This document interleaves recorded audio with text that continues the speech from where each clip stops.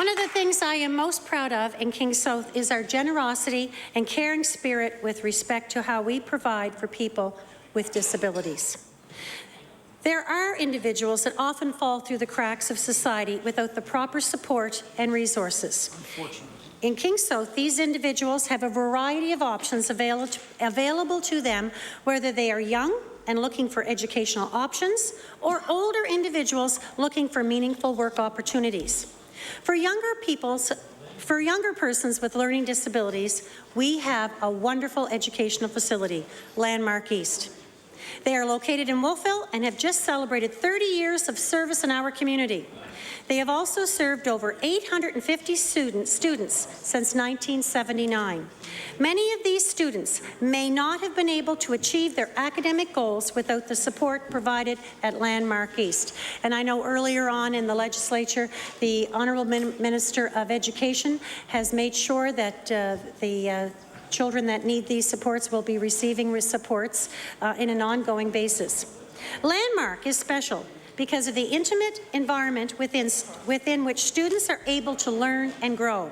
With a population on average between 40 to 45 students, students come to Landmark from across Canada, many local students, and with many international students coming for this to learn in this intimate learning environment.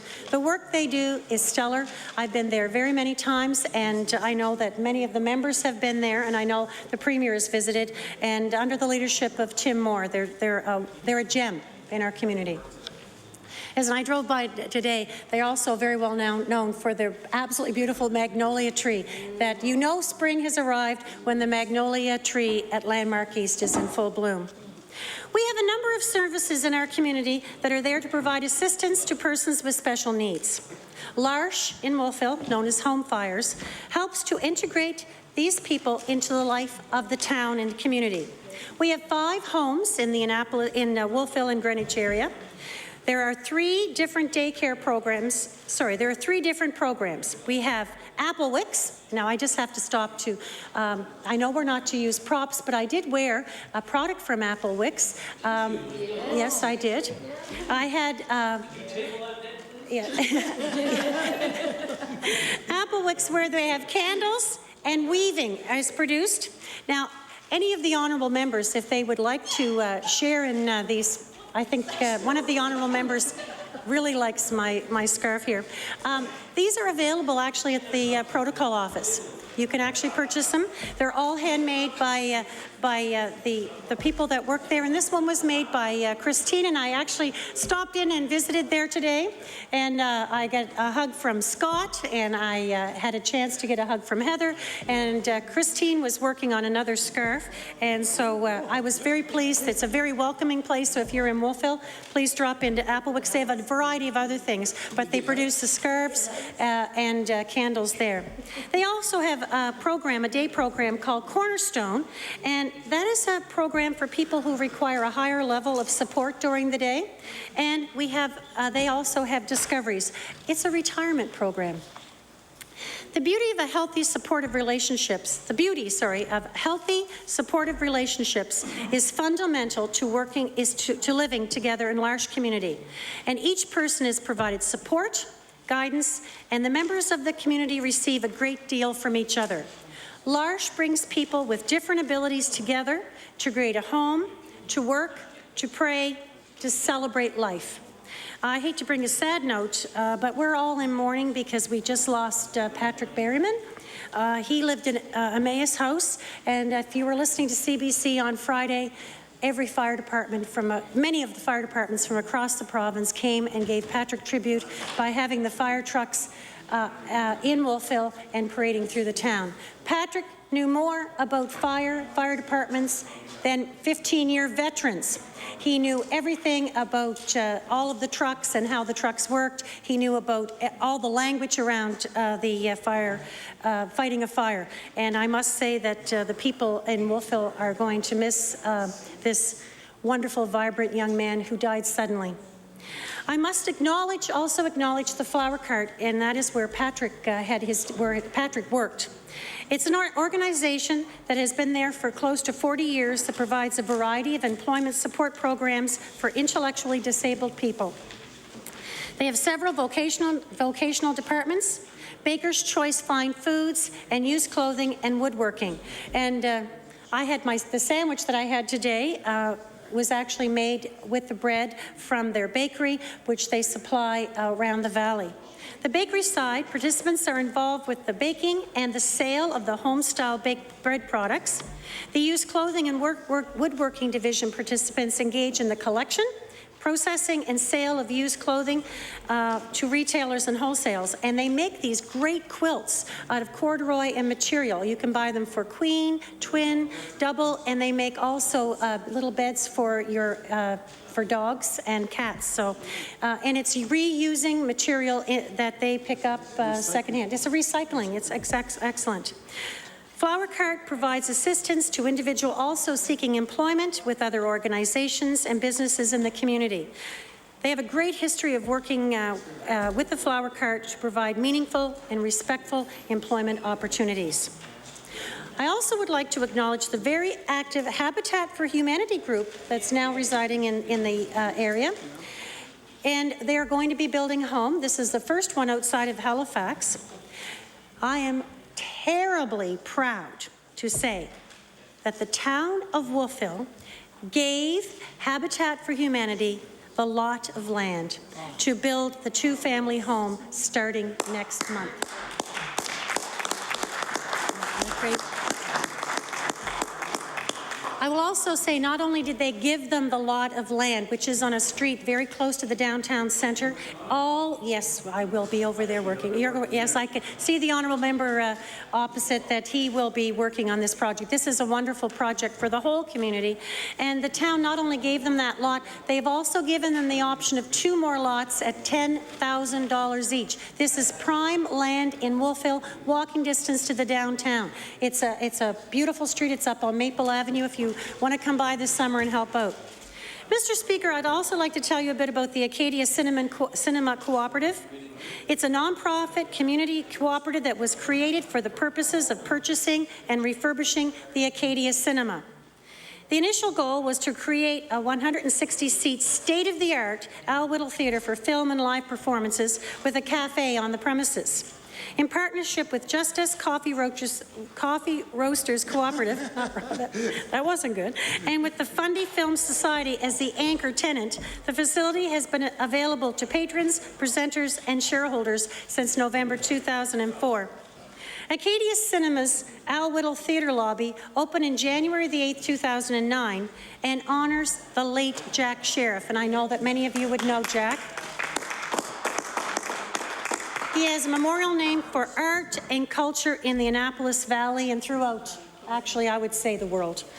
Funded by Acadia Cinema Cooperative, the Justice Wolfville Cafe, and Youth Challenge International, this gallery, which honors Jack Sheriff, is a place for young and emerging artists of the Valley to share their work. Now, they can share it for viewing, also for sale.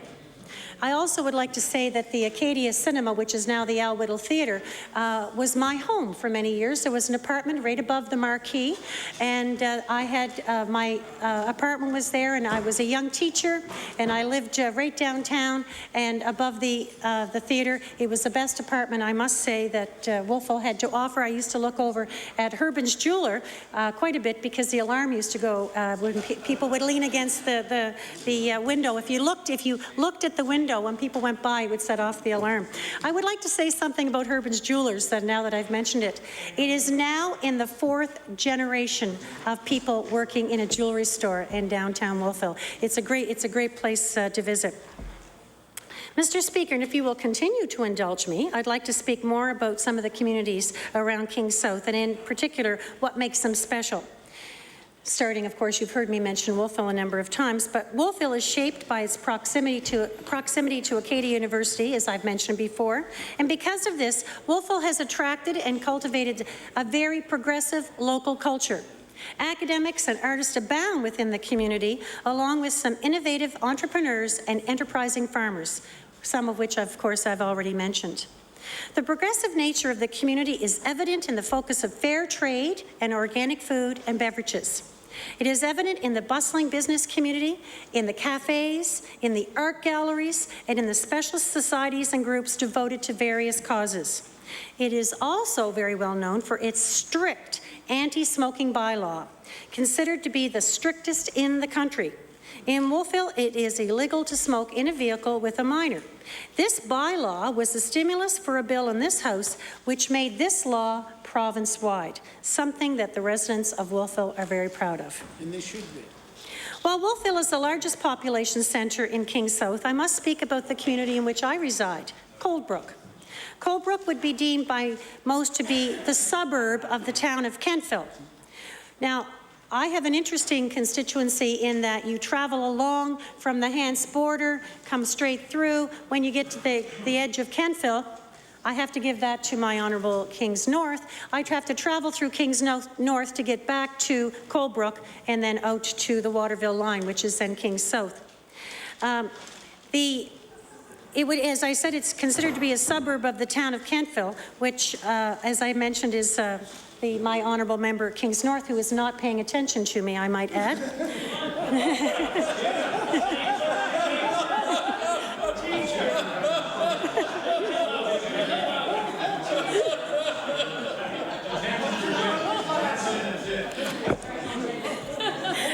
I'm going to pay for that one, I can see.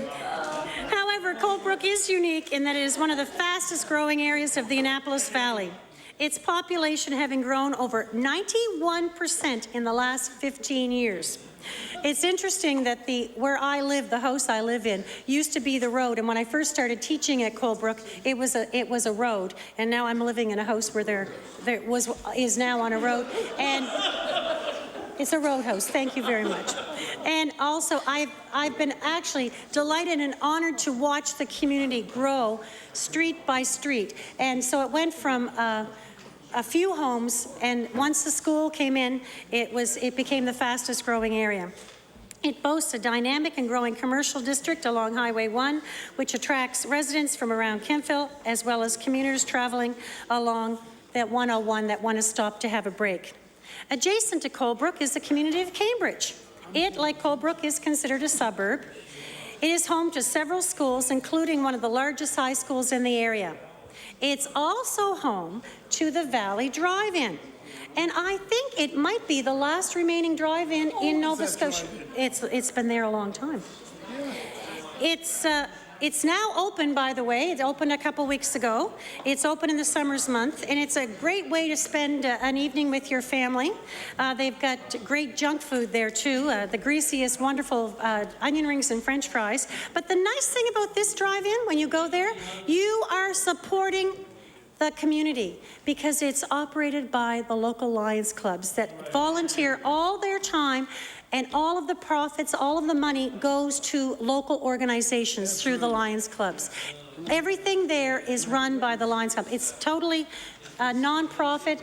It is their major fundraising, and I must say that the school that I worked at always benefited from the work that the Lions did at the drive-in. They're also open to having other groups work with them too.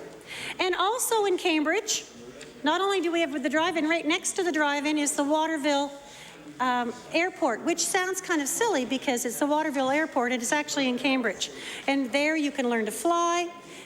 It's also used for a lot of transportation, especially farmers use it for their bees back and forth.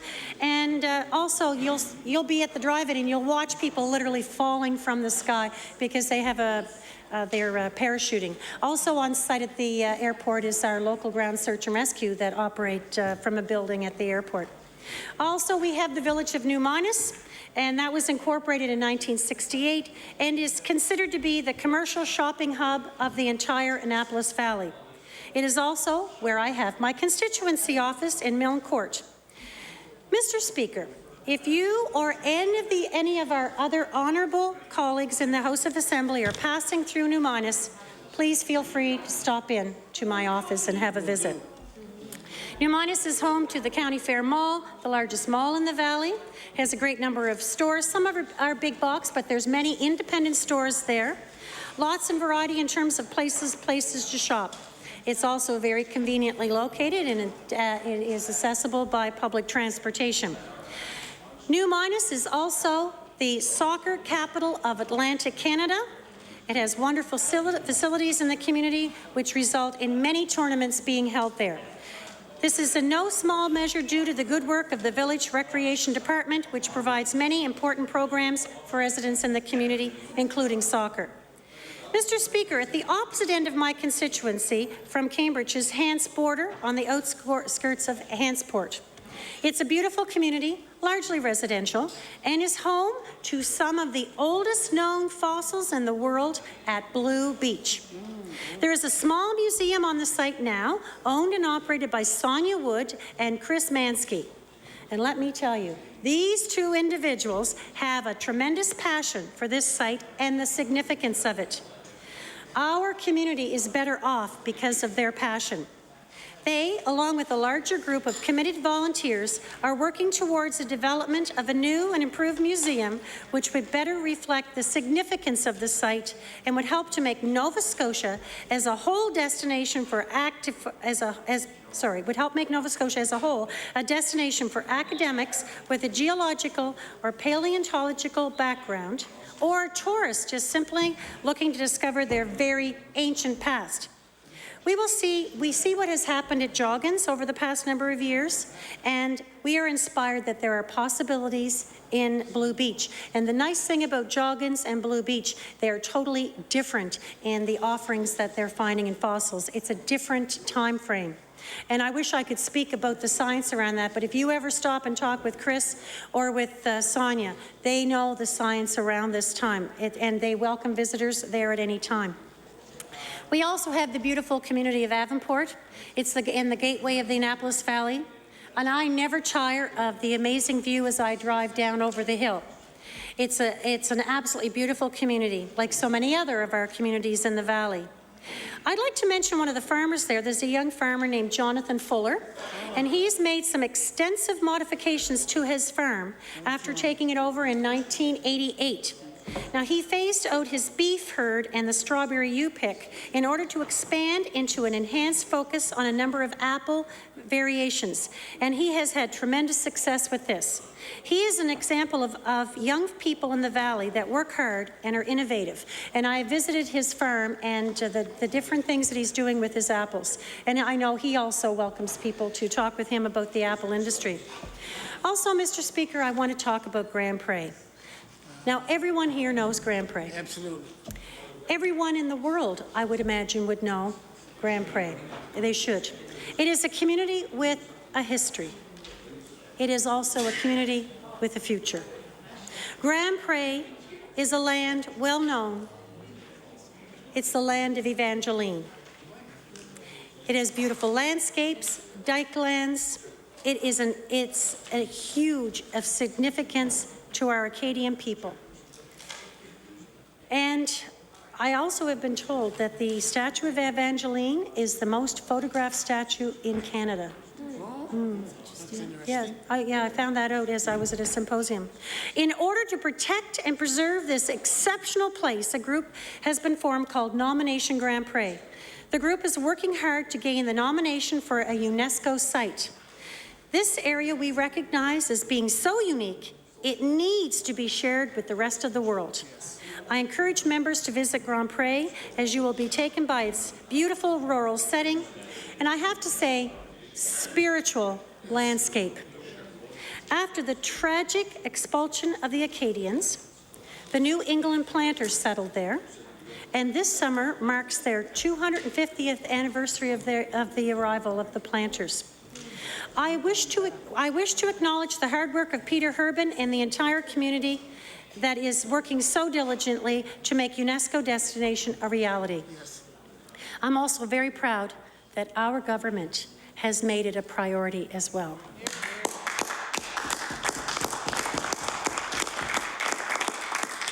Another project that I'm very proud that is taking place in Kings South is Camp Brigadoon, which will be a year-round camp for children with chronic illness. With the site located on Aylesford Lake, the fundraising campaign is in full swing, being led by the Executive Director, a wonderful young man, David McKeague, someone that I know many of us have had the opportunity of meeting. He is very active in enlisting support for this project. He has a passion for this project because he has a passion for children with chronic illness. I have met with David, and he knows that I support this project with pride, as many other members in this House do. And I was talking with David on Saturday night, and they will be breaking ground for Camp Brigadoon in July. Another beautiful community in King South is the Gaspereau Valley. I've noted earlier that they make great wine in this region. The Gaspereau River runs through here and is the site of great fishing, which I know will be of interest to many here. It is also home to a hydroelectric dam, something that we can be proud of, as it is an environmentally friendly way of producing electricity and has been in place for years. And I know that many of you might know about tubing down the Gaspereau River. I would be remiss to also mention, thank you. I would be remiss not to acknowledge other areas. We have the mountainous area of our constituency. We have Blue Mountain, Forest Home, Rocky Lake, Sunken Lake, Canaan, Gaspereau Mountain, and the list goes on and on.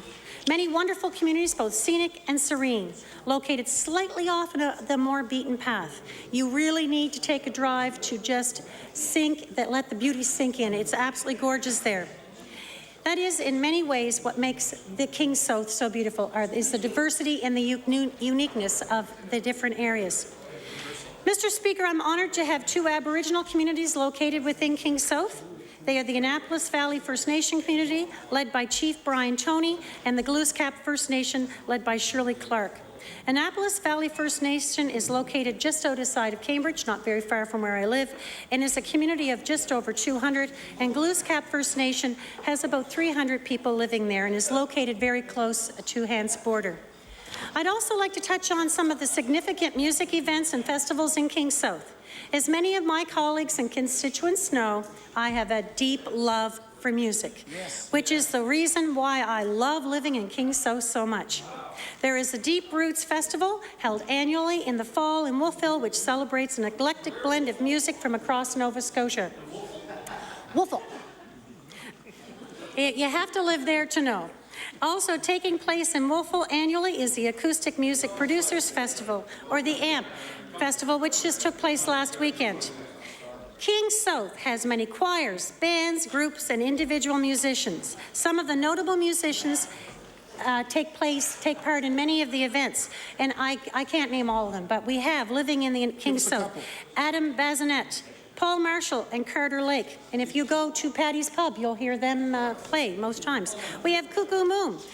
We have Heather Calday. Her music is just absolutely incredible. We have a group called Tab, which is Ariana and Andy Flynn, and their music is they're songwriters extraordinaire. We have the Hutman brothers. We have Jack McDonald and John Cavan, and the list goes on and on.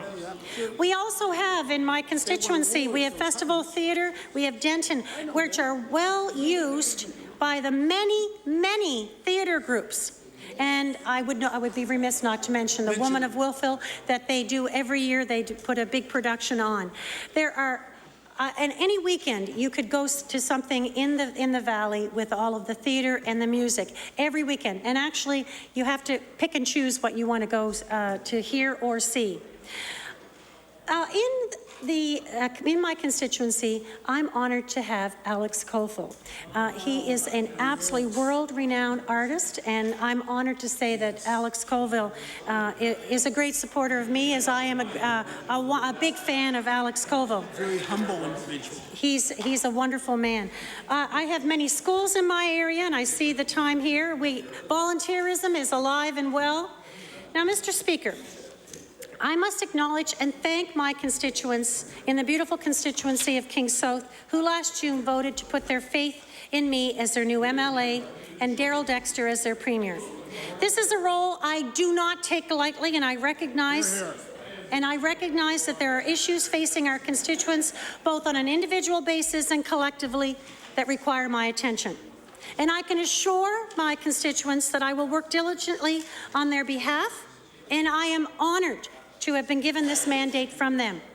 To close, I would just say that I would like to thank my mother and father, who live over in Dartmouth, for all their support, and I want to thank my children for being unique. Well, I've got some unique ones, and they're very supportive of me.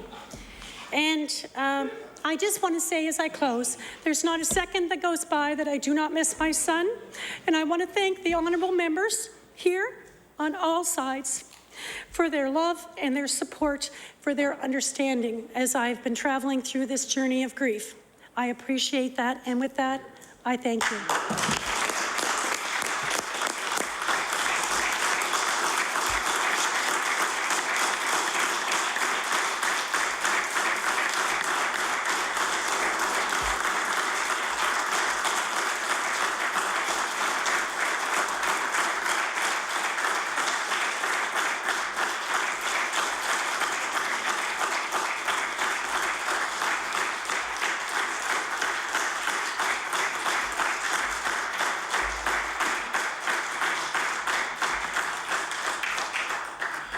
L'honorable député de Richmond. Merci, Monsieur le Président. It's an honor for me to rise and to speak on the address and reply to speech from the throne. Speaker, I first want to take this opportunity to commend the honourable member for King South, who's also the Minister of Service, Nova Scotia Municipal Relations, and the Minister of Immigration.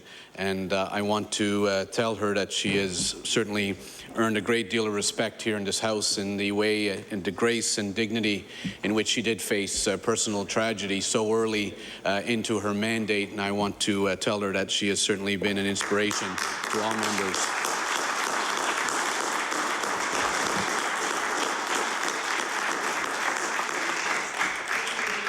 I know that the Minister will know that our thoughts are with her at all times during these challenges, and I do want to commend the Minister during my own family's medical difficulties. I know she was one of the first to approach me and give her best wishes, and I do thank her personally for that.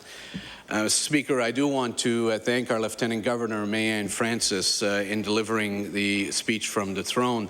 The Lieutenant Governor is familiar with Richmond County, as she had the opportunity to visit on a couple of occasions. I joined the Lieutenant Governor when she visited the Arm of Gold Community Association in the beautiful community of Dundee at St. George's Channel, where she presented that organization with the Lieutenant Governor's Community Spirit Award.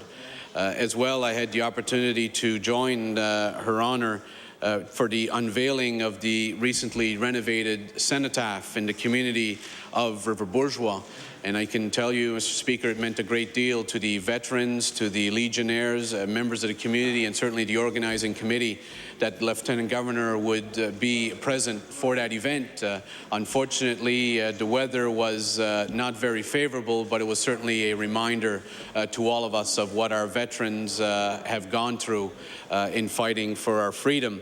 And I also want to say, Mr. Speaker, that the province and this legislature was the largest donor to that cenotaph restoration, with a $10,000 contribution from the D250 fund. And I certainly want to thank the previous government for the creation of that fund and for approving that donation.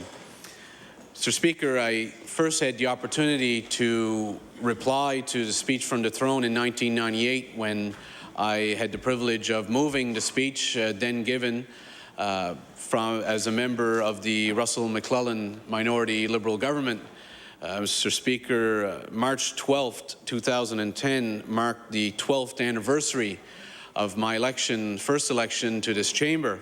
And Mr. Speaker, there are but a few of us who remain from the class of 1998, but I do want to recognize and congratulate on their recent re-elections, specifically from the Conservative caucus, the member for Cumberland South, and from the Government caucus, the Premier, the member for Cole Harbour, the member for Hants East, the member for Halifax Needham, the member for Cape Breton Centre, the member for Timberley Prospect, the member for Halifax Chebucto, and the member for Pictou West. Mr. Speaker, that leaves 9 of us from the class of '98 out of 52 members. Unfortunately, I am the only one left in the Liberal caucus from that year. But it goes to show you, Mr. Speaker, the turnaround which has taken place in this legislature over those 12 years.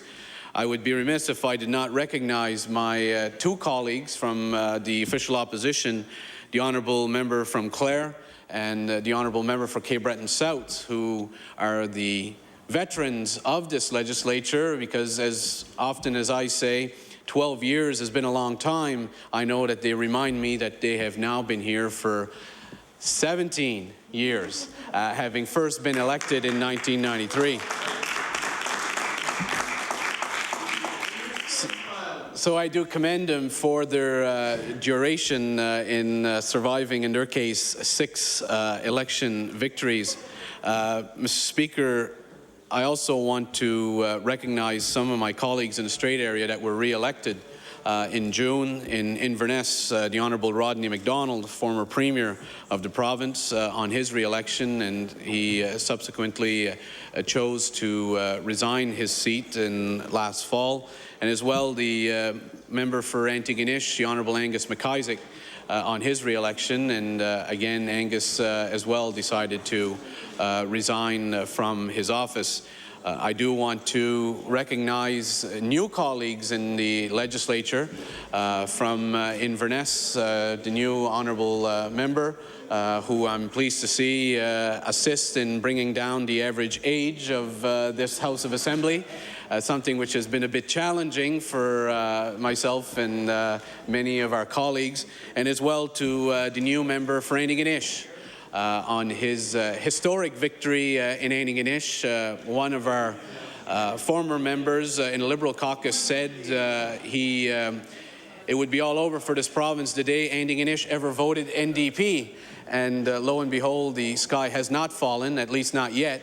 But it certainly was an historic win for him in Antigonish, and I do commend him for his victory and for his persistence in pursuing elected office in Antigonish, and I certainly wish him well.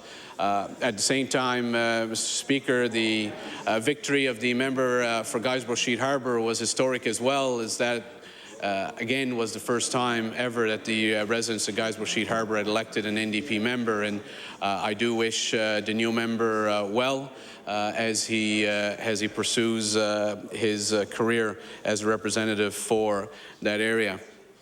Mr. Speaker, I believe I may have had the opportunity once, other than when I was first elected, to give an address and reply to speech from the throne, and I wanted this opportunity to be able to recognize some of the hardworking, dedicated individuals who have helped me as the member for Richmond, and more importantly, as being able to remain as the member for Richmond following the June 9th provincial election.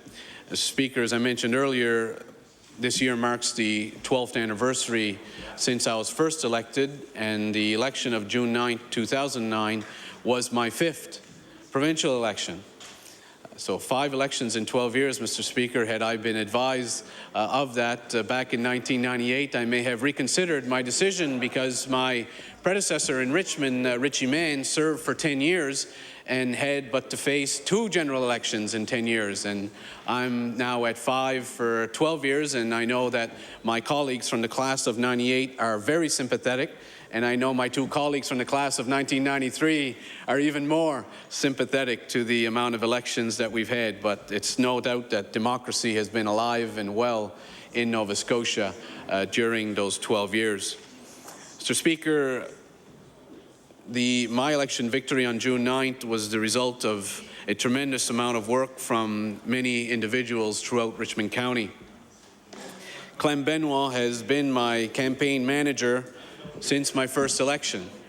Clem has been a close friend, a close advisor, someone with a tremendous knowledge of both local, provincial and national politics, and it's been truly an honor for me to have had Clem be able to direct our campaigns, and the success that we have had is certainly a reflection of the work that Clem has brought to that role, and I certainly want to commend him for all of his work Tony Thibault has been my co-campaign manager and a bit of my jack of all trades, as he has been the one who has been available throughout the campaign to put out any fires, to address any issues, and to be able to take care of poll organization, drivers, and a lot of the administrative responsibilities for the election.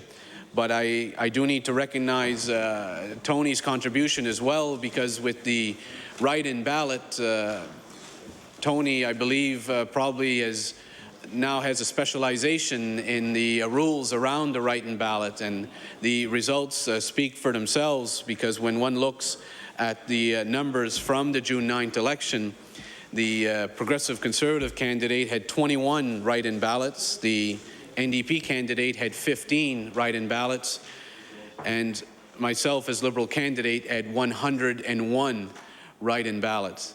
Mr. Speaker, that would not have been possible without the hard work by individuals such as Tony Thibault, who delivered on those ballots and was able to work so hard on our campaign, and I want to recognize him for that. All members of this House will know that one of the most important roles in a campaign is your official agent. And with the new rules that have been implemented by Elections Nova Scotia over the last number of years, it has made that position that much more difficult, because after June 9th, most people were able to pack up and finish their duties on the campaign, but we all know that the official agent's duties continue for months after an election. And I do want to thank my good friend Joel Bone, who undertook the job of official agent. This was the first time he undertook this duty, and I can tell you, Mr. Speaker, we were in great financial shape during the campaign, and we ran a very effective campaign, one that was very fiscally sound, and that could not have been done without the direction of Joel Bone as our official agent. Our fundraising co-chairs were Edgar Sampson and Robert Wombolt, who've been assisting in fundraising ever since my first election. And Mr. Speaker, I can tell you, for a riding which has such a small voting base and a population of under $10,000, that our fundraising rivals that of ridings all around the province. And that could not be done without the hard work that has been put in by both Edgar Sampson, Robert Wombolt, and the generosity that has been shown by both businesses and individuals, both inside Richmond County and in our province. Mr. Speaker, one of the most important elements of a campaign is the communications. It's getting your message out. It's your radio ads, it's your newspaper ads, it's your flyers, your newsletters. And I want to thank Mike McGraw, a retired teacher from St. Peter's, who has worked on my campaigns for many years. And Mike, again, was pivotal in the radio messages that we delivered, in the campaign messages that were put out there. And I do want to thank Mike.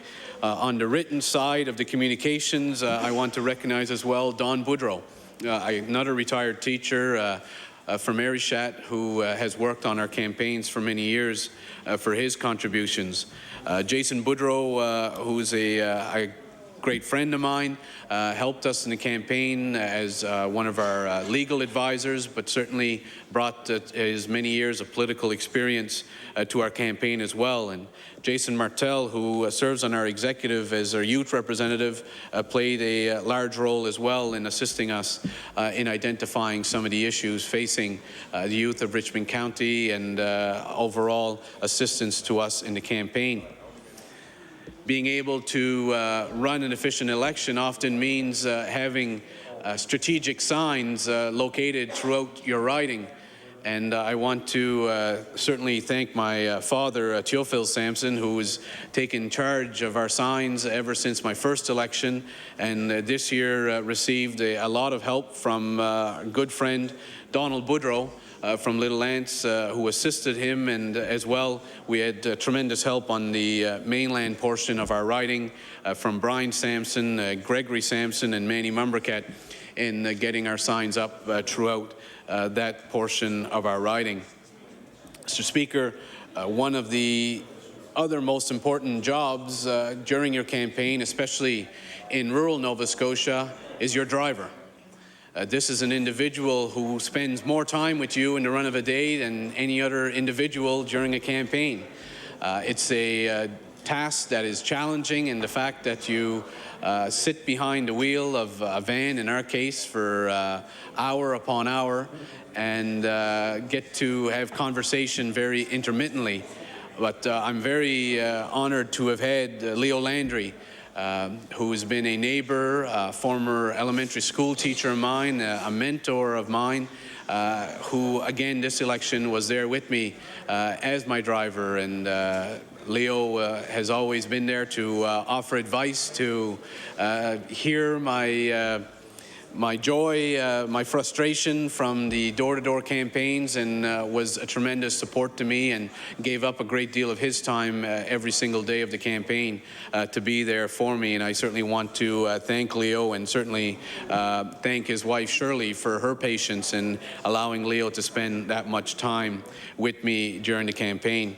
Mr. Speaker, our executive members in Richmond County who played a role throughout the entire campaign in various capacities were Dr. Gary Sampson in Arishat, Tony Thibault, as I previously mentioned, in Petit de Gras, Glenn Bennett on the north side of Ilmadam, Councillor Alvin Martel in West Arishat, Jan Van's Island, Wilfred Marchand in Louisdale, Jerry Fougere in River Bourgeois, Danny Madden in St. Peter's, Manny Mumbriket in Lardouez, and Dan Alec Morrison in District 10, which covers a whole host of communities such as Johnstown, Loch Lomond, Framboise, Forshoe, and many other communities.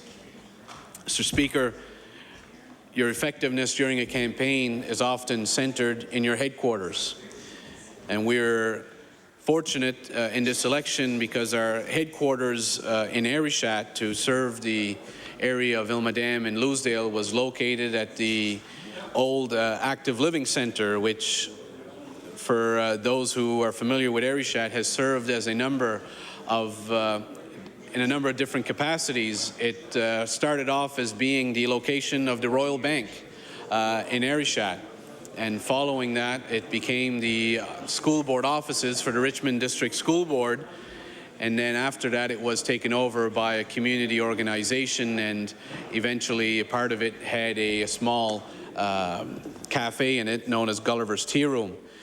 Speaker, we had the whole building to ourselves, and it was a tremendous meeting place for us, a central location, and it was very effective in the running of our campaign. And I want to recognize my constituency assistant, Dawn Boudreau, for all the time she volunteered at the headquarters, as well as Stacey Wright, who joined our campaign for the first time in this election and played a vital role, especially in follow-up calls to constituents after I'd done my door-to-door campaigning. Over in St. Peter's, Speaker, we as well had a headquarters there that was very strategically located. It was in the old Cozy Corner restaurant, for those who are familiar of driving through St. Peter's.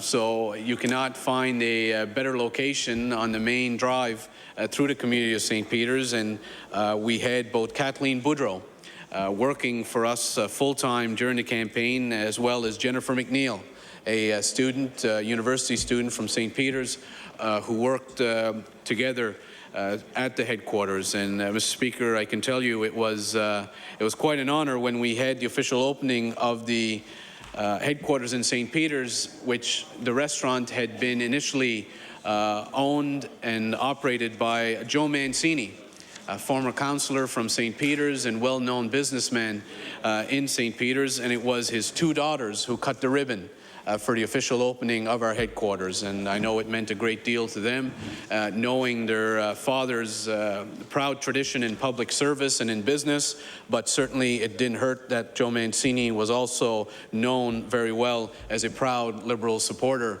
in Richmond County. So how fitting to have his former business be the headquarters for the Liberal campaign.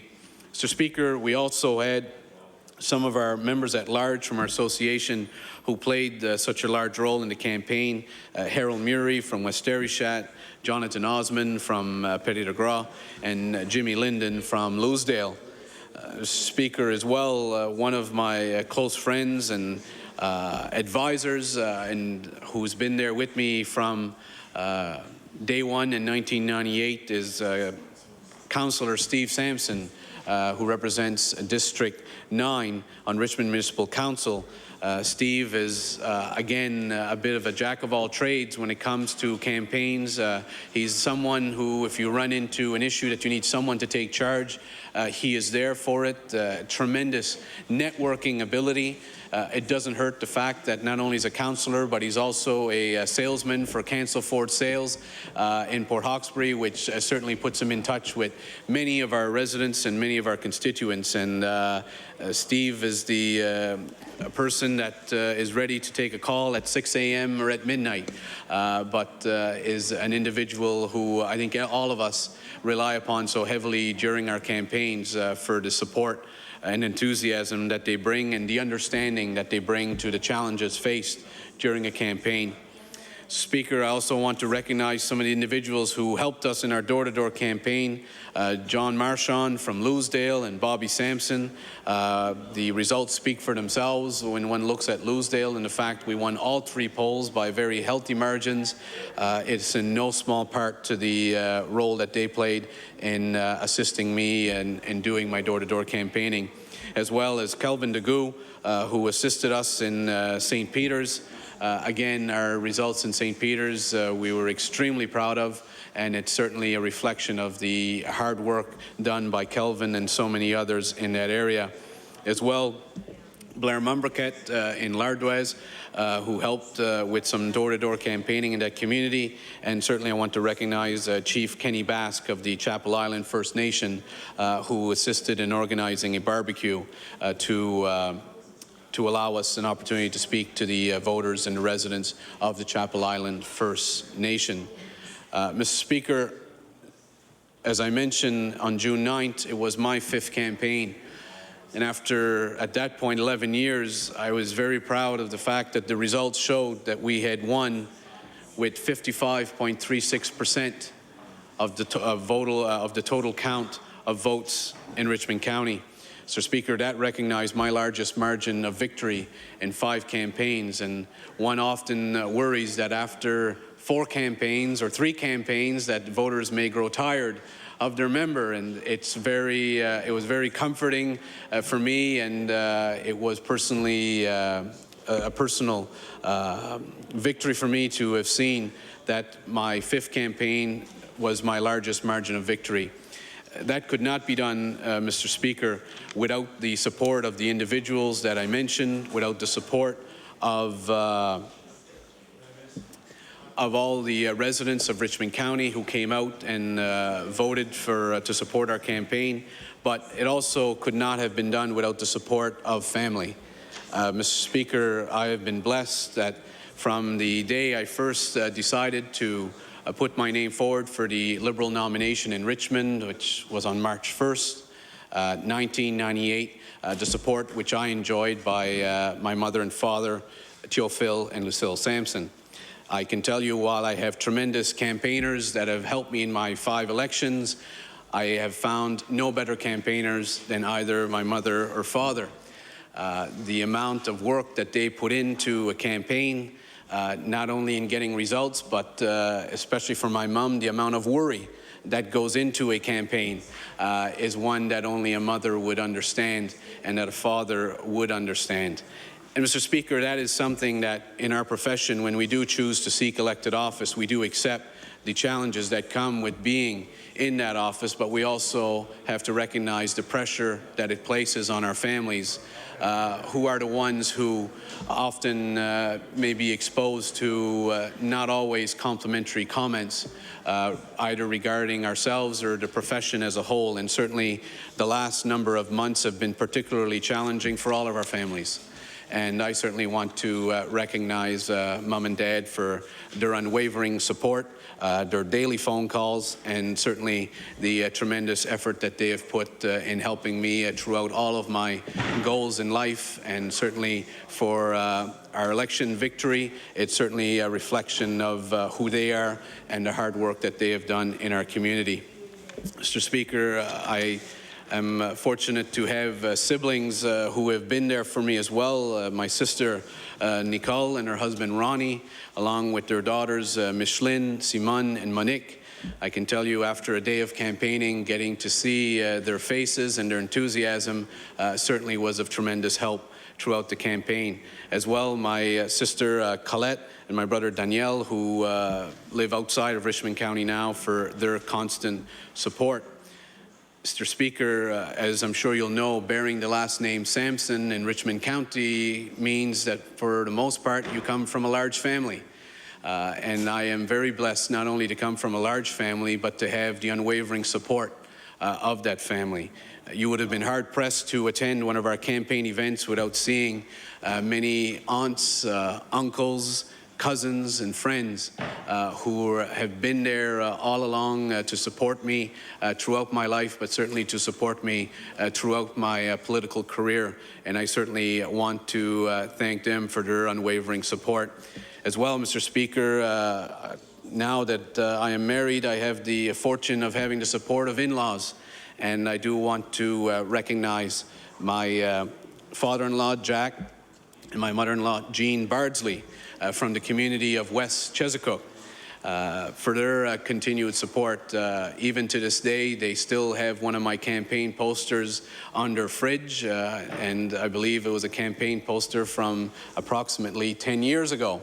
So I do commend them for doing their efforts to not only support me, but try to support the Liberal candidate on the Eastern Shore. Unfortunately, there hasn't been a great deal of political success for our party in that riding for the last number of years, but I do certainly want to congratulate the current member for Eastern Shore, who I know is very familiar with the community of West Chesapeake.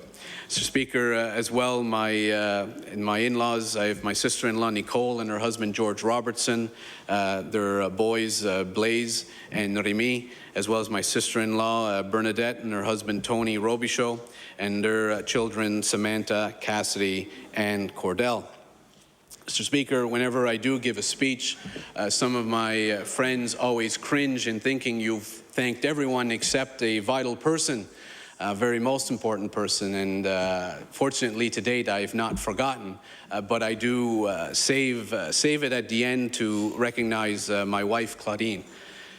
Yeah. So, Speaker, it's been 12 years, and doing this job, as all members know, is next to impossible without the support of your partner. And Claudine has done that.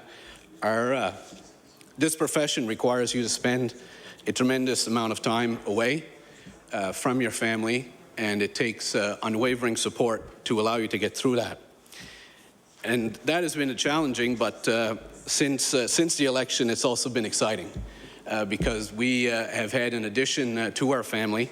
Mr. Speaker, just before I get into that, one of the most difficult things during the election campaign was the fact that we had made a decision that while Claudine was expecting, we were not going to share it during the campaign. We decided that we were going to run the campaign on my record, on the platform that we were putting forward, and that this was something that we did not want to play into that equation. And so it was only on election night that I announced it to my family and to our supporters. And to this day, I still wonder whether their excitement was about the fact I had been reelected or about the fact that we were about to have a child. I'm still not sure which one had them more excited. Yes, and I know many of my colleagues are suggesting it was a child, and that is quite possible. So it was quite an exciting election night because we had two wonderful things to celebrate, an election victory, and as well announcing to our family and friends that we would soon be expanding our family. Now, Mr. Speaker, I've come to learn in minority governments you can never plan very far ahead as far as when elections will be or what will happen next year, and I've quickly learned in having a child is again something that one should not plan too much into the future, because while it is very traditional to have at least 9 months to prepare for the arrival of a child, often children decide that they're about to make their own decisions as to when they are going to arrive. And so our baby made that decision 10 weeks early, just when I thought the nursery was ready and that I still had 10 weeks to buy the furniture and get everything ready. She decided to a change of plans for us. And so coming in at under 3 pounds, when she was born on September 15, 2009, we were very blessed to have a baby girl, Satine Lucille Jean Sampson. And she has been...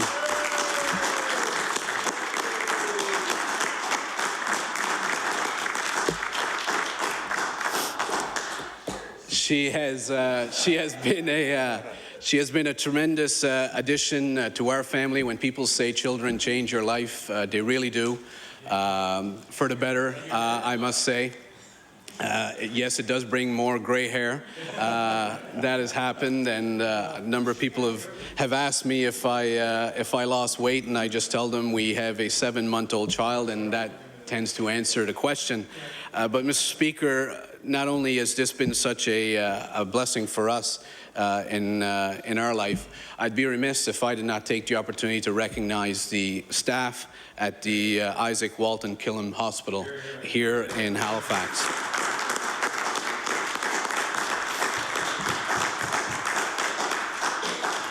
Mr. Speaker, as elected officials, we've often all raised concerns about our healthcare system, about lack of doctors in some cases, closures of emergency rooms, other pressures on our healthcare system. But at the same time, while those are concerns, any one of us who's gone through our healthcare system walks away with such an appreciation for how fortunate we are as Nova Scotians to have the healthcare system that we have.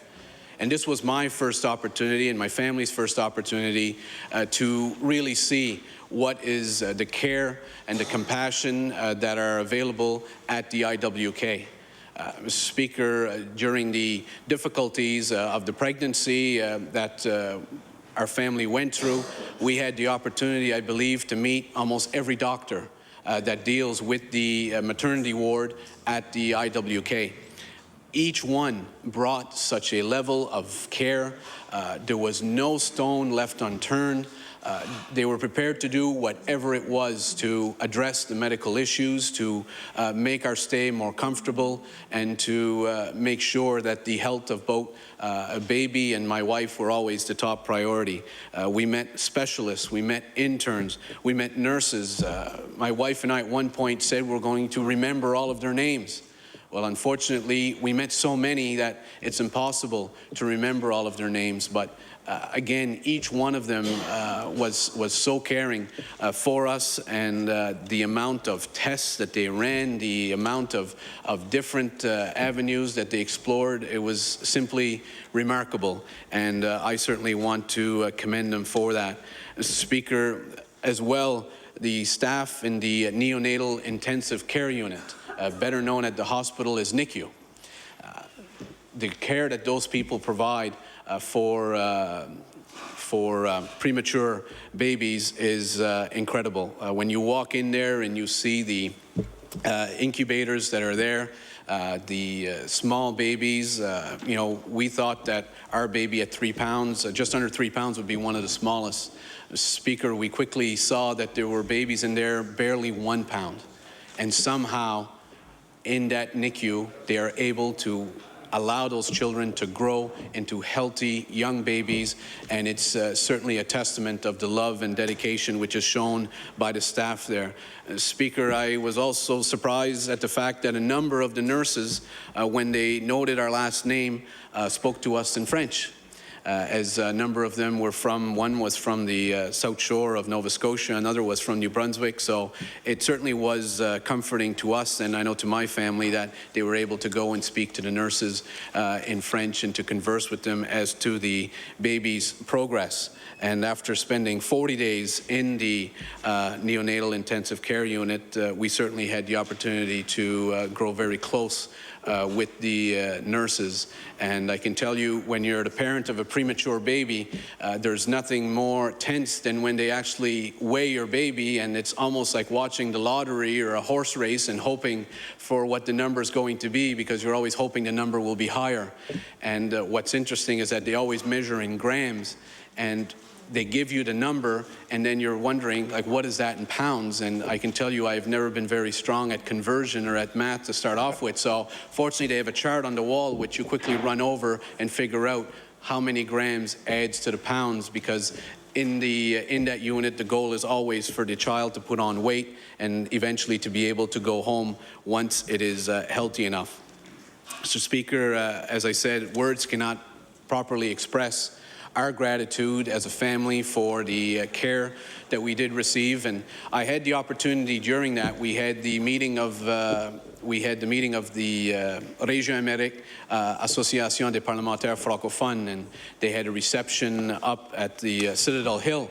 And we had a couple of representatives from Louisiana that was there, and I had when I spoke to them and just thanked them for all their care and concern, I also reminded them it was at the time where the issue of healthcare costs in the U.S. was being debated, and President Obama's wish that there would be access to healthcare for all Americans. And I pointed out to them that if one were to calculate the cost of all the x-rays, CAT scans, blood work, and every other test that was undertaken for my wife and for my baby, and if someone were to put a dollar value on that, Mr. Speaker, it would be an astounding amount. I question whether we possibly could have been able to financially afford it, but it would be something that would have probably wiped out any savings we had and cost us well into the future. But because we live in Nova Scotia and because we live in Canada, we were able to access such excellent quality of care that the doctor never said, I'm not sure if we can run this test, because can you afford for us to run that test? Or I'm not sure.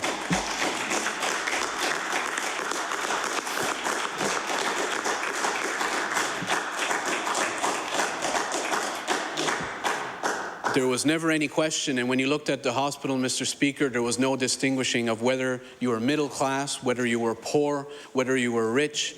Everybody was treated the same way and given the same level of care. And we're very blessed here in Nova Scotia to have that system. And I think every one of us in this legislature has to make sure that we fight to make sure that we have that system going into the future as a province. Mr. Speaker, as I said, there's no real way for us to have properly thanked the IWK for everything that they did for us and for our family. But at Christmas time, when family members were asking, what can we buy you guys for Christmas gifts, we decided, Claudine and I, that we didn't need any gifts. We had gotten the best gift we could have asked for. So we told them, whatever you're going to buy for us, why don't you take the monetary value and put it as a donation to the IWK?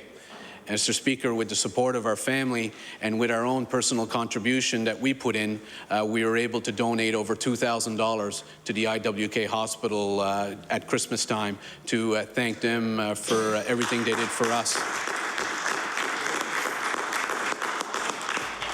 Everything they did for us and everything that they do for families throughout Nova Scotia. And I can certainly tell you, while I've watched the IWK telethon in the past and have given in the past, that they've certainly play a much larger role in our life now, and anything that we can do to support the IWK and the fundraising for what they do is certainly something that our family will continue doing.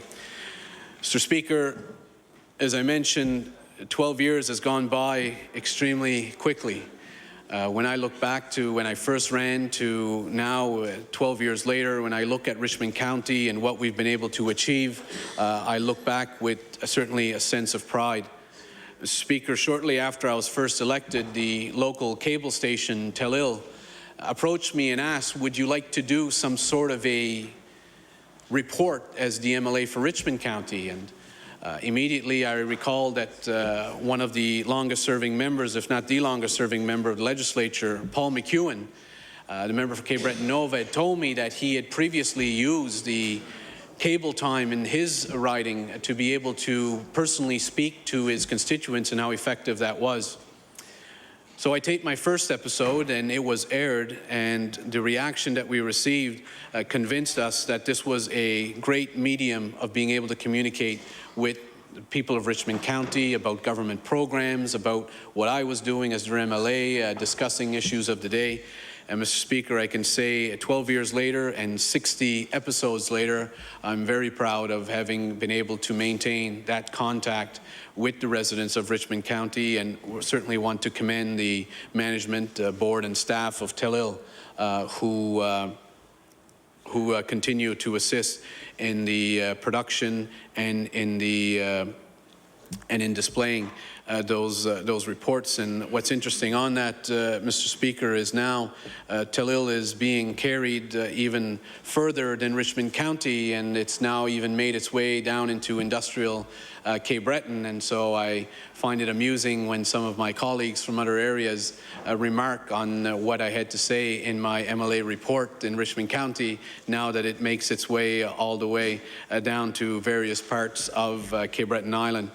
Mr. Speaker, just today we did third reading of Bill number 53, Speaker, which was amendments to the Police Act and to the Correctional Services Act to provide mandatory mental health training for those professions.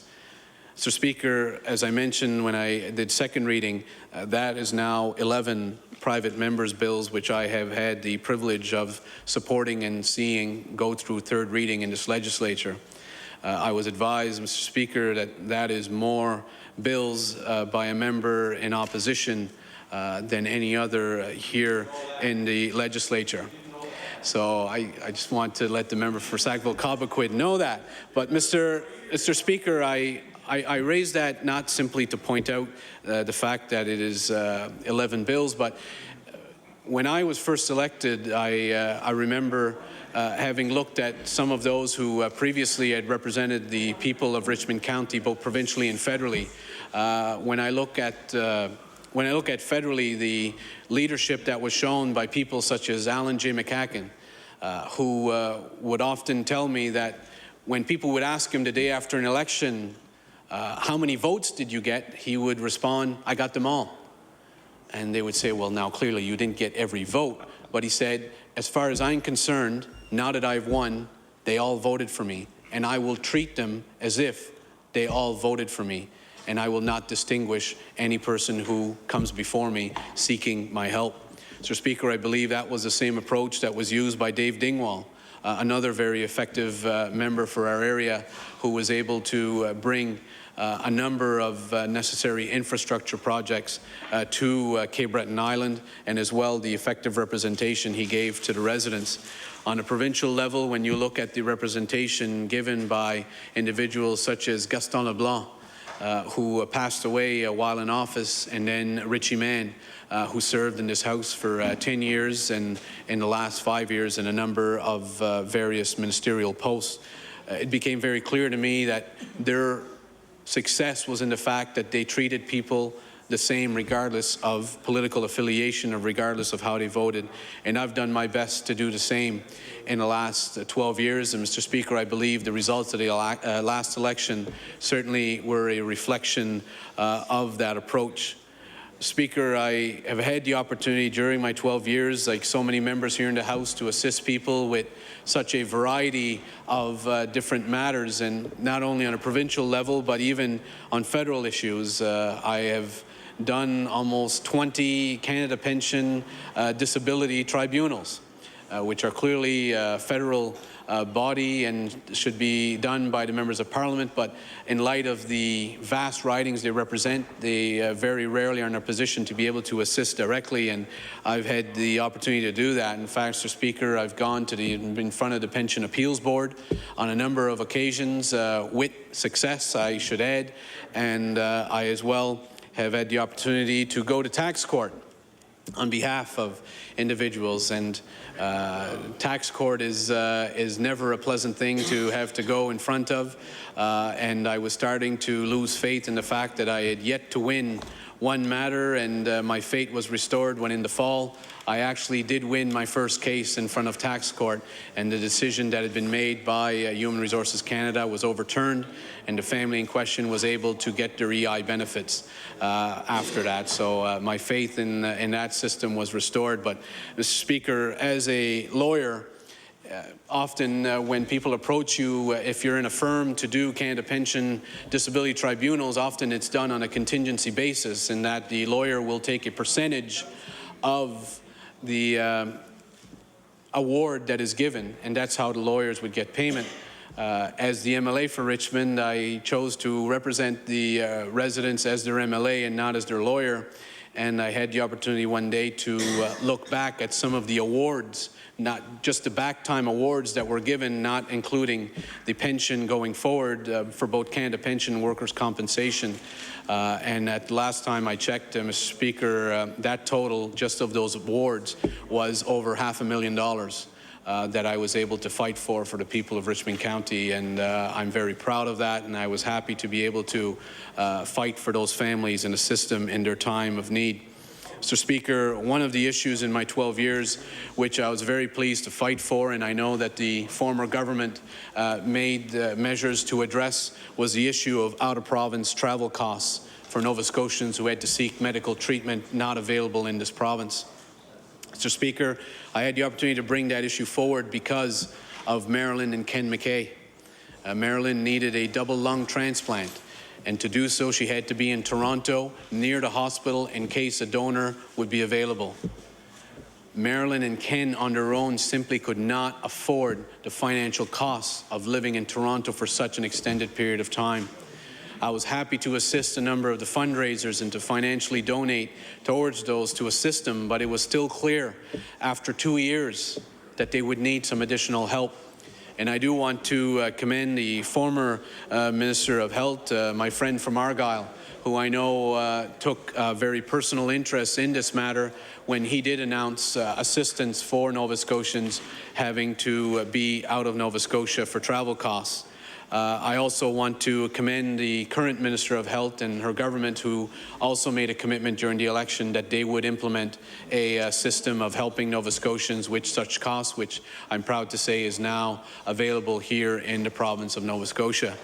Mr. Speaker, when we bring issues forward here, often it's just a name, and it's hard to make the government or the media or Nova Scotians fully appreciate the importance of the matter. And when I first met with Marilyn and Ken, I said, look, if we're going to be able to move on this issue and really have the government and Nova Scotians understand what you're going through, we have to go public and share your story with the public, share your story with the media. And immediately Marilyn said she had no problem with that, and she was happy to do that. And they did that during their struggle. Both Marilyn and her husband Ken even attending a press conference here at Province House, which was extremely difficult for him to speak about what Marilyn was going through and the impact on their family. But it was because of what they did and so many other families who went through this that the previous government listened, the current government has listened as well. And Mr. Speaker, I want to recognize both Marilyn and Ken, and unfortunately there is not a happy ending to the story. Because as many members will now know, that while Marilyn did receive her double lung transplant, unfortunately she passed away shortly after that surgery. And I know all Nova Scotians, many who contacted me from different parts of the province, who didn't know Marilyn and Ken personally other than what they saw through the media and what they heard of their story. And they wanted to express their sympathy, and I want to again, on behalf of myself and my family and all members of this House, express our sympathy to Ken McKay. And I also want to say, Mr. Speaker, that with Marilyn's passing, one would have thought that Ken's interest in this matter may have gone as well. But I can assure you that Ken was still calling me and placing calls to the new Minister of Health to see where is the new program that we've been promised. And I was very pleased that Ken was able to see that new program being put in place to assist Nova Scotia families that have gone through what he and Marilyn went through as well. So, Mr. Speaker, it's a sign of how one person and one couple can make a change that will benefit policy in this province for the future and for many families to come. Mr. Speaker, many issues remain in Richmond County. We're very happy that on the long weekend of May that Richmond will be hosting the 2010 Jeux de l'Acadie, which are games organized by the Acadian schools throughout Nova Scotia, where their students come together and participate in athletic competition, all doing so while speaking in the French language. This is the second time during my 12 years that Richmond has hosted the Games. I do believe that the Minister of Acadian Affairs will be joining us for the opening ceremonies, and we certainly look to hosting students, their coaches and their supervisors and parents from throughout Nova Scotia during those games. Sir Speaker, as well, I've had the opportunity to raise in this House the fact that the community of Lardouez and surrounding area is undergoing a massive fundraising campaign for the new Dr. Kingston Memorial Health Centre. Sir Speaker, this will be a modern health medical facility which will allow the local doctors, along with a number of other medical professionals and health professionals, to be able to have a modern facility. As I've mentioned here, and I know the Minister of Health is aware, the municipality has put forward $250,000 with an additional $250,000 to come next year. Enterprise Cape Breton Corporation has put forward $500,000 towards the project. As well, the community has indicated that they will raise $250,000. That leaves them short $250,000 to meet their goal of $1.5 million.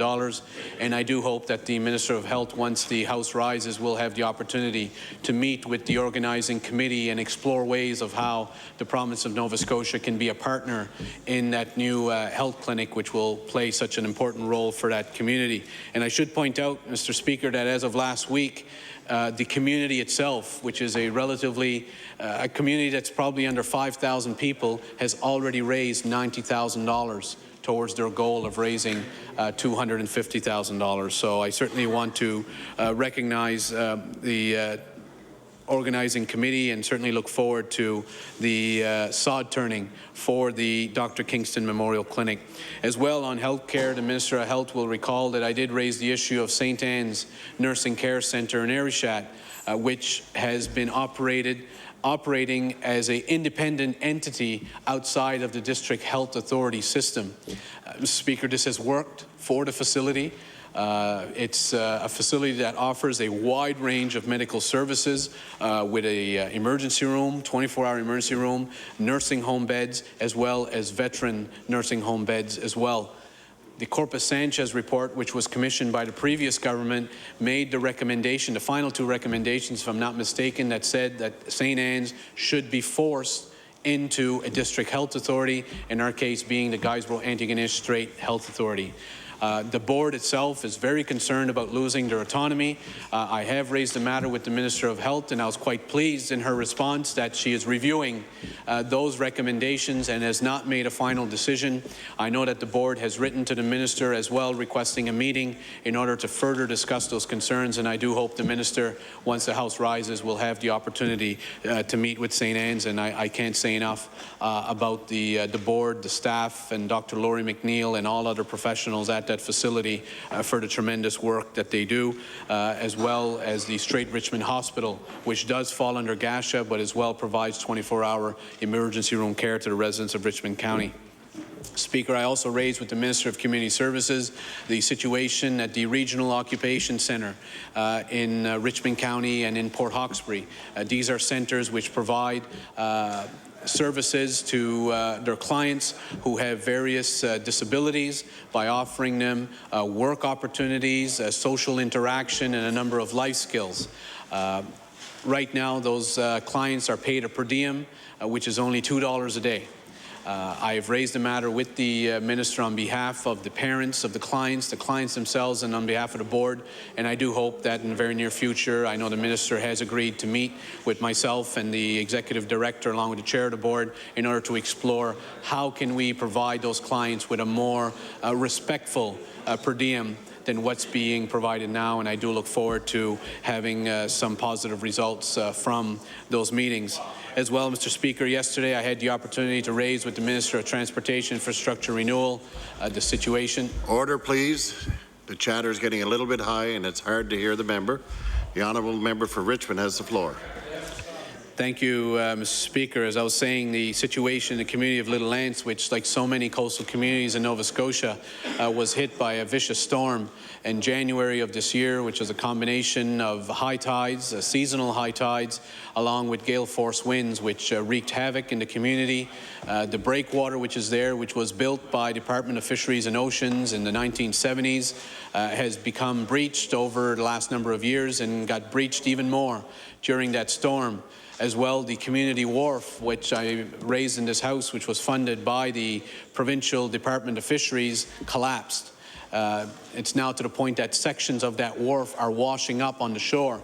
The problem being, as the Minister of Transportation, who has accepted my invitation to visit the community, will soon see, there's only one road leading into Little Lance.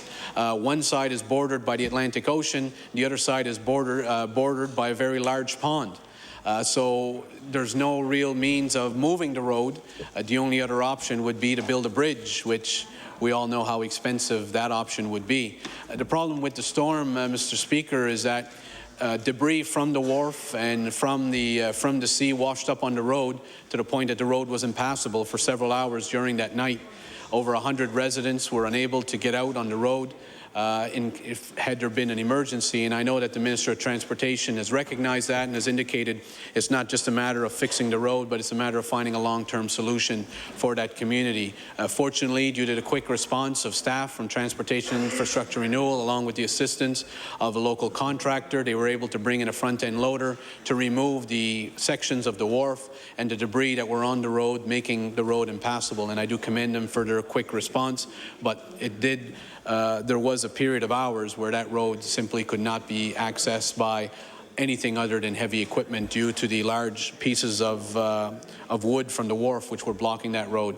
So I do look forward, when the House rises, to having the Minister visit the community of Little Lance, and I will also ask him to give us a few more hours so that he can visit a number of other communities to better appreciate some of the challenges faced by the residents of Richmond County. And I can say, Mr. Speaker, I am proud of having been able in the last 12 years, out of that 12 years, over 10 have been spent in opposition, and often it has been said that when you're in opposition you can't get any government work. Mr. Speaker, I never accepted that, and I always felt it was important to lobby ministers of the day and the government of the day to try to address the needs of the residents of Richmond County. And I'm pleased over the fact that in the last 12 years, mostly in opposition, that we have seen, I think at last count, almost over $20 million of investment made in the roads of Richmond County. So progress has been made, but I'm sure the Minister will see, hopefully he books off a full day and we'll have the opportunity to take him not only to Little Lance, but as well to the communities of Dundee, the Lower Road and Southside River Bourgeois. Give him an opportunity to see some of the sections of the number 4 in the state that it's in. While some sections have been fixed, there still is the need for a long-term plan for that highway, which, although I did not have the chance to raise with the Minister in question period, I do hope that it is something that he is working on, as I know he's indicated he wants to make a list public of what the department's priorities are, and certainly the route number 4 from St. Peter's to Sydney needs to have a long-term plan to complement some of the sections which have been fixed to date. And I do understand that there are 2 sections in Richmond County that are slated to be addressed this year, and I do commend the Minister and hope that that in fact is going to be the case. But I as well hope that the Minister will have the opportunity to see, for example, Little Harbour Wharf in the community of Lardwez, which is a gravel road. Now, the Department of Transportation for the last number of years have said it's our policy not to pave gravel roads, because the argument has been there's not enough funding to be able to keep up with our paved roads. Well, Little Harbour Road generates millions of dollars for the economy of Richmond County, because at that wharf there are a number of boats landing both lobster and snow crab. And the problem is that there are heavy trucks constantly on that road from May 1st right till the fall on a gravel road, and it's just not reasonable to expect that that road can be maintained as a gravel road, or that the residents of that area and the businesses who've made investments have to continue driving on a gravel road. So I do hope the minister will have time to visit that community and see for himself and speak to the fishermen and to the buyers and to appreciate the economic impact that that small section of gravel road brings to the economy. Mr. Speaker, as well, hopefully we'll have the opportunity to take the minister out to Loch Lomond and to have an opportunity to see some of the roads in Loch Lomond and Hay Cove. They are gravel roads. There has been some RIM money invested in those roads, but it's been patchwork investments that have been made. Those residents are very frustrated and are looking for a long-term solution that they can have good gravel roads into the future, and I do hope that the minister will have the opportunity to do that. And as I did mention to him in question period, it is lobster season and crab season in Richmond County. I would encourage him to come sooner rather than later, because I'm sure we'll find some time to give him some Richmond County hospitality when he is there. Mr. Speaker, in closing, I want to thank the Government House Leader for the opportunity to give this reply. As I mentioned, I believe it's only my second or third in 12 years, but in light of what's gone on in my life and in my family's life, I did want an opportunity to commend and thank those who've played such an important role in my life and allowing me to continue to serve the people of Richmond County. I do want to congratulate all the returning members of this chamber and all the new members, because regardless of our political affiliation, we come to this chamber, we come to elected office with a desire to be able to help our fellow constituents. I've yet to meet an elected official in Nova Scotia who has been deemed to be rich. So it's clearly not done, although some Nova Scotians may think that. I can assure you, none of us have entered this profession to get rich. We have done so, for many of us, at a financial loss, but we've done so because of a dedication and determination to help the people we represent. Mr. Speaker, when I look back at how many people have had the privilege of serving in this House, of 52 members out of a population of 1 million over the last 250 years, I assure you that I count every day a blessing to have the honor of being able to stand in this place on behalf of the residents of Richmond County. Merci. Thank you.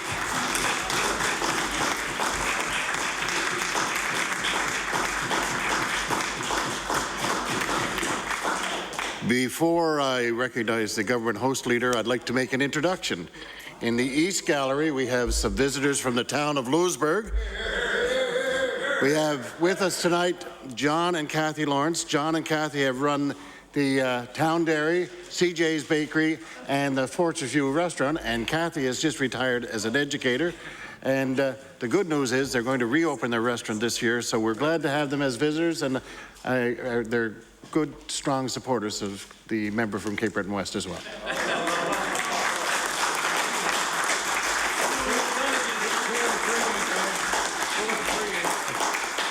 I'd also like to recognize the member for Queens on an introduction. Thank you, Mr. Speaker. And if I could draw the members' attention to the East Gallery, where we have two visitors this evening. I want to introduce George Fraser, who was for many years a constituent of mine in the riding of Queens, and he lived in Milton. Unfortunately, he has now moved into the city, and he is now a constituent of the member for Halifax-Chebucto.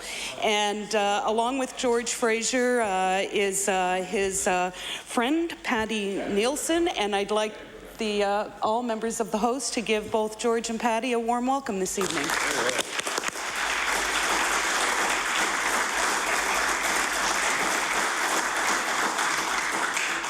The Honourable, the Government House Leader. Thank you, Mr. Speaker, and to all our guests, especially our Cape Breton guests, huh? Even though on polling day they may be a little wayward, they're very good people, Mr. Speaker, and very good supporters of local sports, Mr. Speaker, and it's great to see them here. And whoa, my goodness, they're probably not Boston Bruins fans, Mr. Speaker, for the heckling I'm getting here. So I would, if with the indulgence of the House, revert the order of business to tabling, presenting reports of committees. Is it agreed? Agreed. Presenting committees. The Honourable, the Minister of Justice.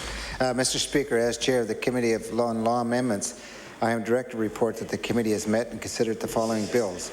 Bill 64, an act to amend Chapter 25 of the Act of 2004, the Electricity Act, and 68, an act to amend Chapter 380 of the Revised Statutes 1989, the Public Utilities Act.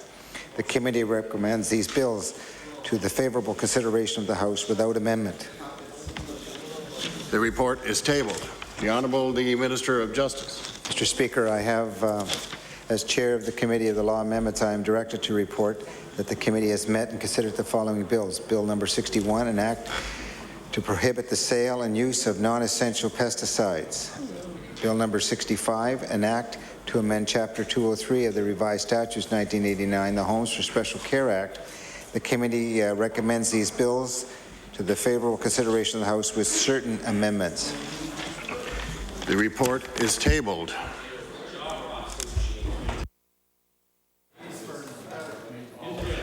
The reports are referred to the Committee of the Whole House.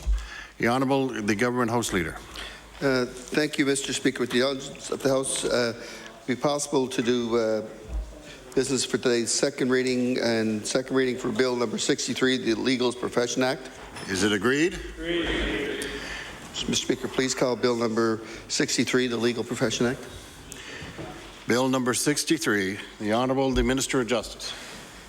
Mr. Speaker, I am pleased to give second reading to amend to the Legal Professions Act, amendments to the Legal Professions Act. Mr. Speaker, on May 31st, 2005, the Legal Professions Act came into effect. It governs lawyers in Nova Scotia and is a good piece of legislation. The Nova Scotia Barrister Society played a major role in the changes we propose today. The Barrister Society governs Nova Scotia lawyers, has identified the need for small amendments to improve it. The Department of Justice greatly values the advice of the Barrister Society of Nova Scotia, and we appreciate the members bringing forward suggestions to improvements to the Act. There has been recent consultations about the changes, which include a smaller membership for its council. We are satisfied any concerns have been addressed. The Barrister Society also believes it is important that the legislation be amended to include the protection for members of the public who file complaints with the Society from actions for damages arising from those complaints. That is an important protection and one we as a government believe Nova Scotians deserve to have. Finally, there is also an amendment to improve the professional responsibility and fitness procedures. The Society has invested considerable resources in analyzing its role when it comes to the capacity issues for its members and whether they are fit to practice. During the past number of years, they have looked at the legislation governing medical and other health professions and are putting forward a model similar to the governing professions. In essence, the program would allow individuals with significant personal or medical issues impacting their fitness to practice to voluntarily enter into an arrangement with the Society regarding their practice as they deal with their matters that could be affecting their client services. We believe that these are responsible requests and they will improve the law as it is now. Mr. Speaker, I hope the House joins me in moving this forward. Thank you. Chair now recognizes the Honourable the Member for Richmond. Thank you, Speaker. I'm pleased to rise as the justice critic for the official opposition, but also as a member of the Nova Scotia Barrister Society to speak on Bill number 63, an act to amend Chapter 28 of the Acts of 2004, the Legal Profession Act. Mr. Speaker, I had the opportunity to speak a bit earlier in my address and reply to indicate a bit of my age in serving in this House, and it was in 2004 that the Bar Society last brought us significant amendments to the Legal Profession Act.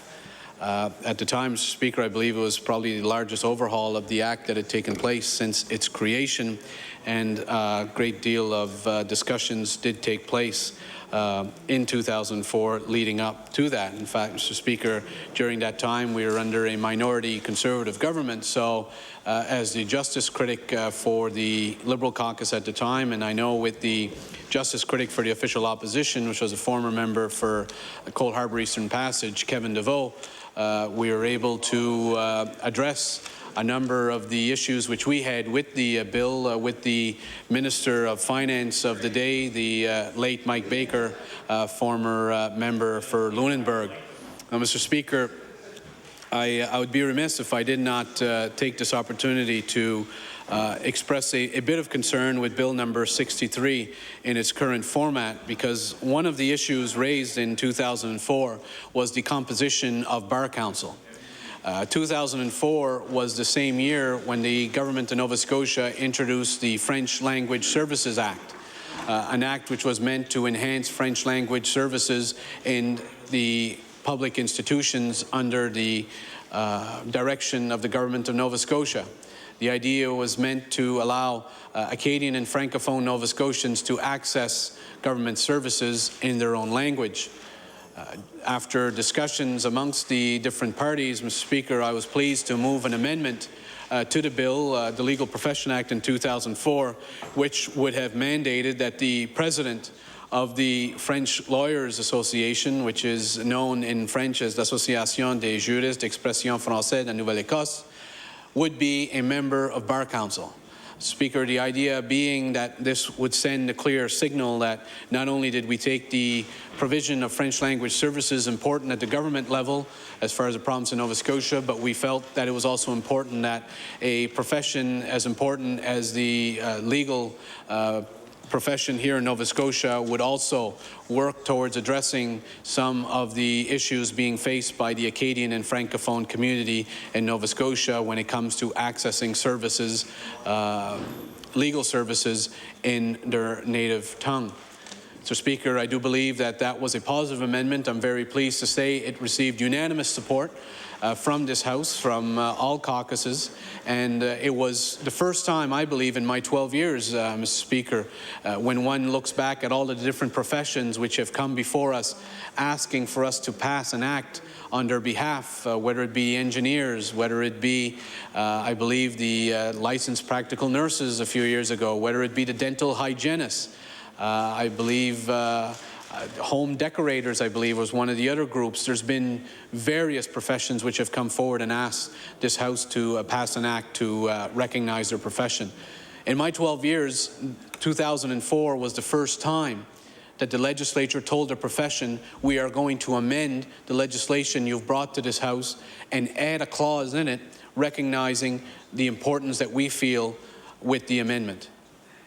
So needless to say, Mr. Speaker, as a member of the Society, when I first received some of the draft changes that were made available to the membership, I was disappointed to see that in the reduction being proposed for Bar Council, the president of the French Lawyers Association had been removed.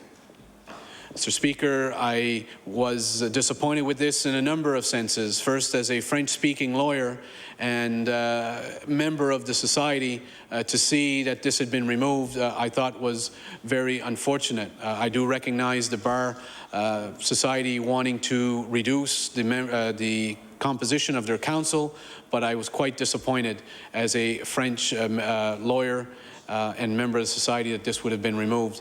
As the MLA for Richmond, as the justice critic, I was equally disappointed that since the House of Assembly had sent such a strong message in 2004 to the Bar Society by putting an amendment in to include the president of the French Lawyers Association on Bar Council, for the Bar Society to now come back to this legislature and remove the amendment that we put in was extremely disappointing to me. Because, Mr. Speaker, to me, I find it almost an insult to the House that a profession would do so. And to say that it's because they wanted to downsize is simply not good enough as far as I'm concerned. Mr. Speaker, as a member of the Society, I took the opportunity to write because there was a request for feedback. And I did write to the Bar, and I did outline my concerns both as a member of the Society, as a French-speaking attorney in Nova Scotia, and as the justice critic of the Liberal caucus, who had moved the amendment with all-party support to include the president of the French Lawyers Association to Bar Council. Unfortunately, Mr. Speaker, as I indicated to the current president of the Bar Society, Mr. Ron Creighton, as I indicated to him, I never did receive a reply to that submission. So today, as I stand before you, Mr. Speaker, I'm still concerned about the fact that Bill number 63 does not allow for the President of the French Lawyers Association as a member of Bar Council. As a result of that, Mr. Speaker, I've had the opportunity to raise this matter with the Minister of Justice, with the Government House Leader, as well as the acting Justice Critic for the PC caucus. As a result of that, Mr. Speaker, while I am prepared to see Bill number 63 go to second reading, I will be, once we arrive at law amendments, moving an amendment, which I've already indicated to the Minister of Justice and to my other colleagues, restoring the President of the French Lawyers Association as a member of Bar Council. Mr. Speaker, I do want to thank the Minister and my colleagues who have already indicated their willingness to support that amendment.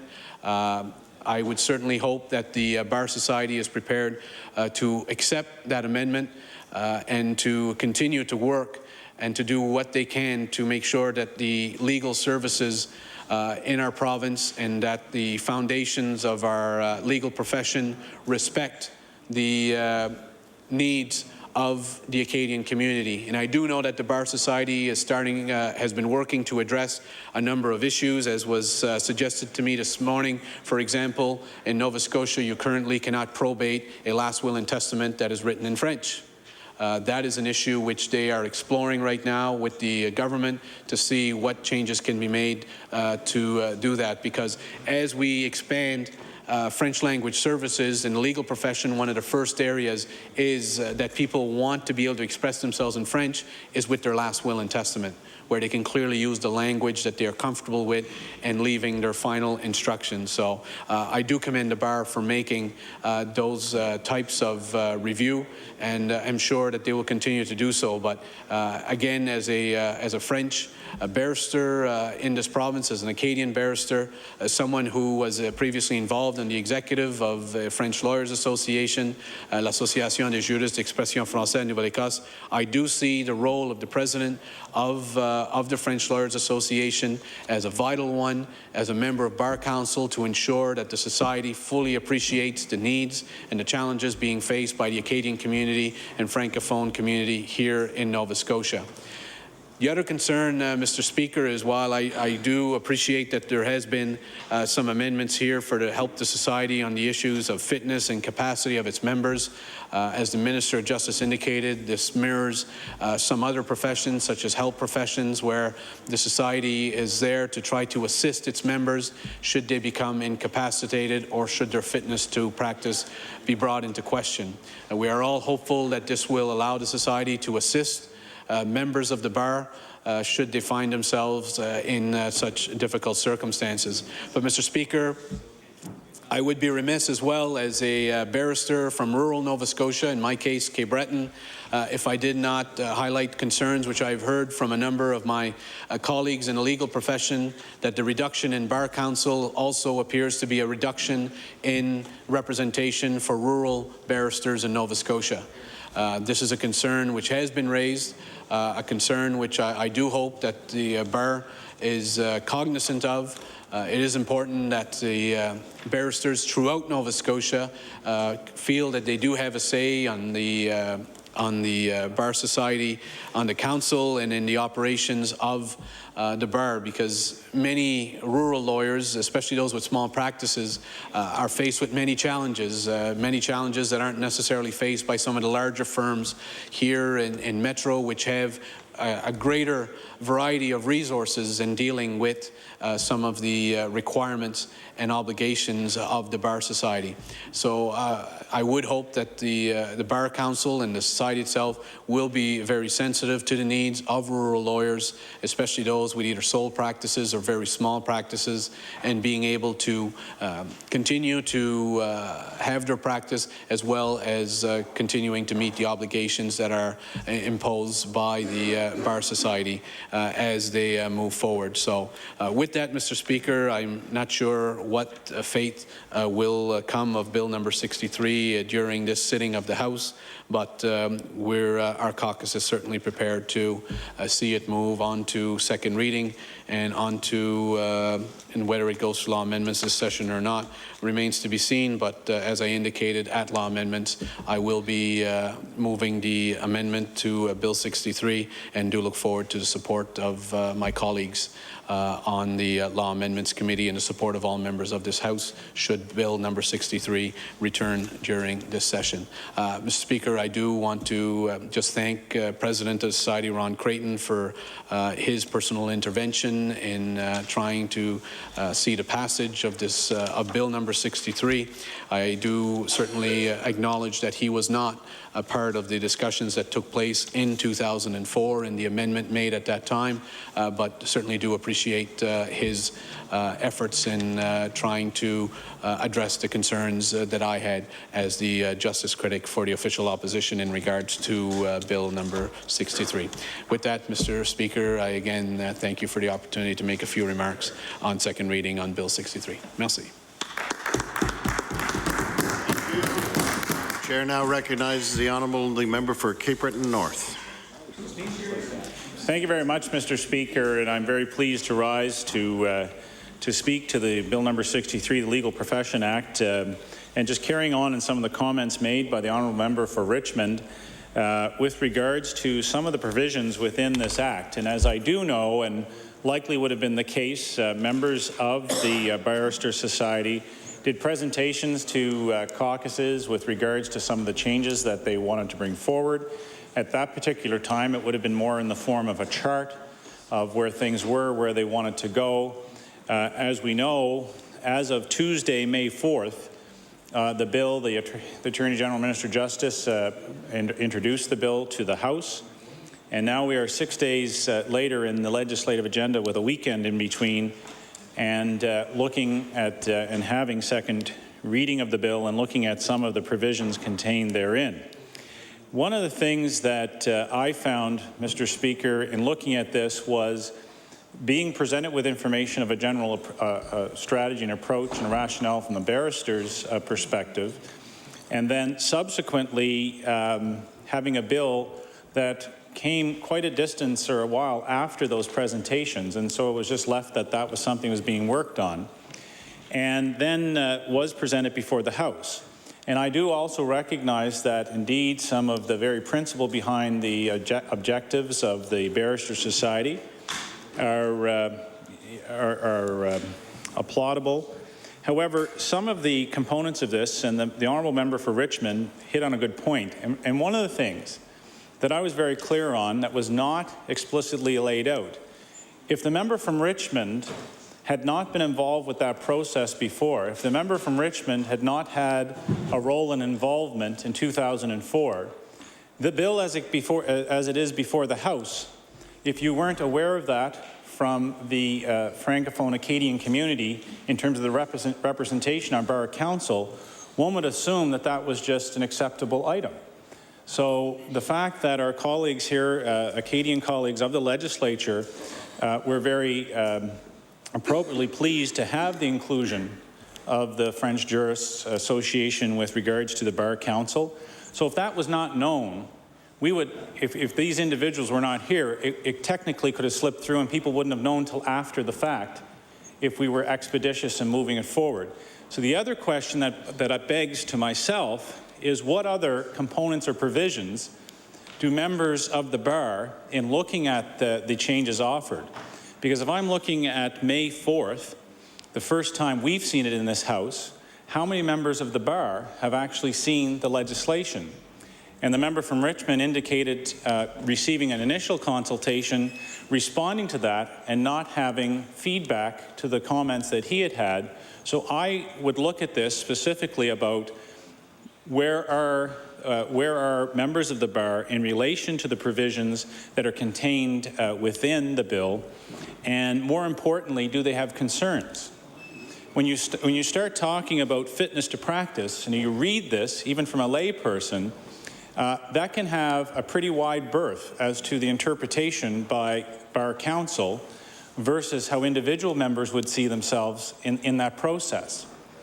I'm reminded of a situation, an instance one time, where a person who had a mental health issue subsequently went to be educated, acquire a law degree, and then find themselves being put to a fitness to practice because people would understand this person had some personal issues or problems in the past. And what this bill does is that that person had a difficult time to try and explain themselves, even though that they had challenges, they dealt with them, went to university, and went to practice, and then were called into question. So the one thing I've noticed with this as well, Mr. Speaker, as I've often heard, and some of the government members will know this, is a lot is left to regulations and regulation-making authority at the Bar Society that are not articulated in detail for us to understand fully. And if we're talking about physical capacity, if we're talking about mental capacity or any other matters of fitness to practice, there's not a clear understanding of what that is going to be. And then in this legislation, it is left to the Bar Council to determine what they see as fitness to practice. And one of the things that I would expect and assume is that when you have large law firms, medium and very small, 1 or 2 people firms around the province, in small towns, often, like in City Mines, there's a solicitor in town. And that's the one person. Has that person been consulted? I have not received that feedback, and I'm not sure if they deem what a Bar Council would see as appropriate to being appropriate for them, and does it meet their needs as a lawyer, a practicing lawyer in the province of Nova Scotia. And I'm not trying to suggest, Mr. Speaker, that it doesn't. I just haven't had that clarity provided to me.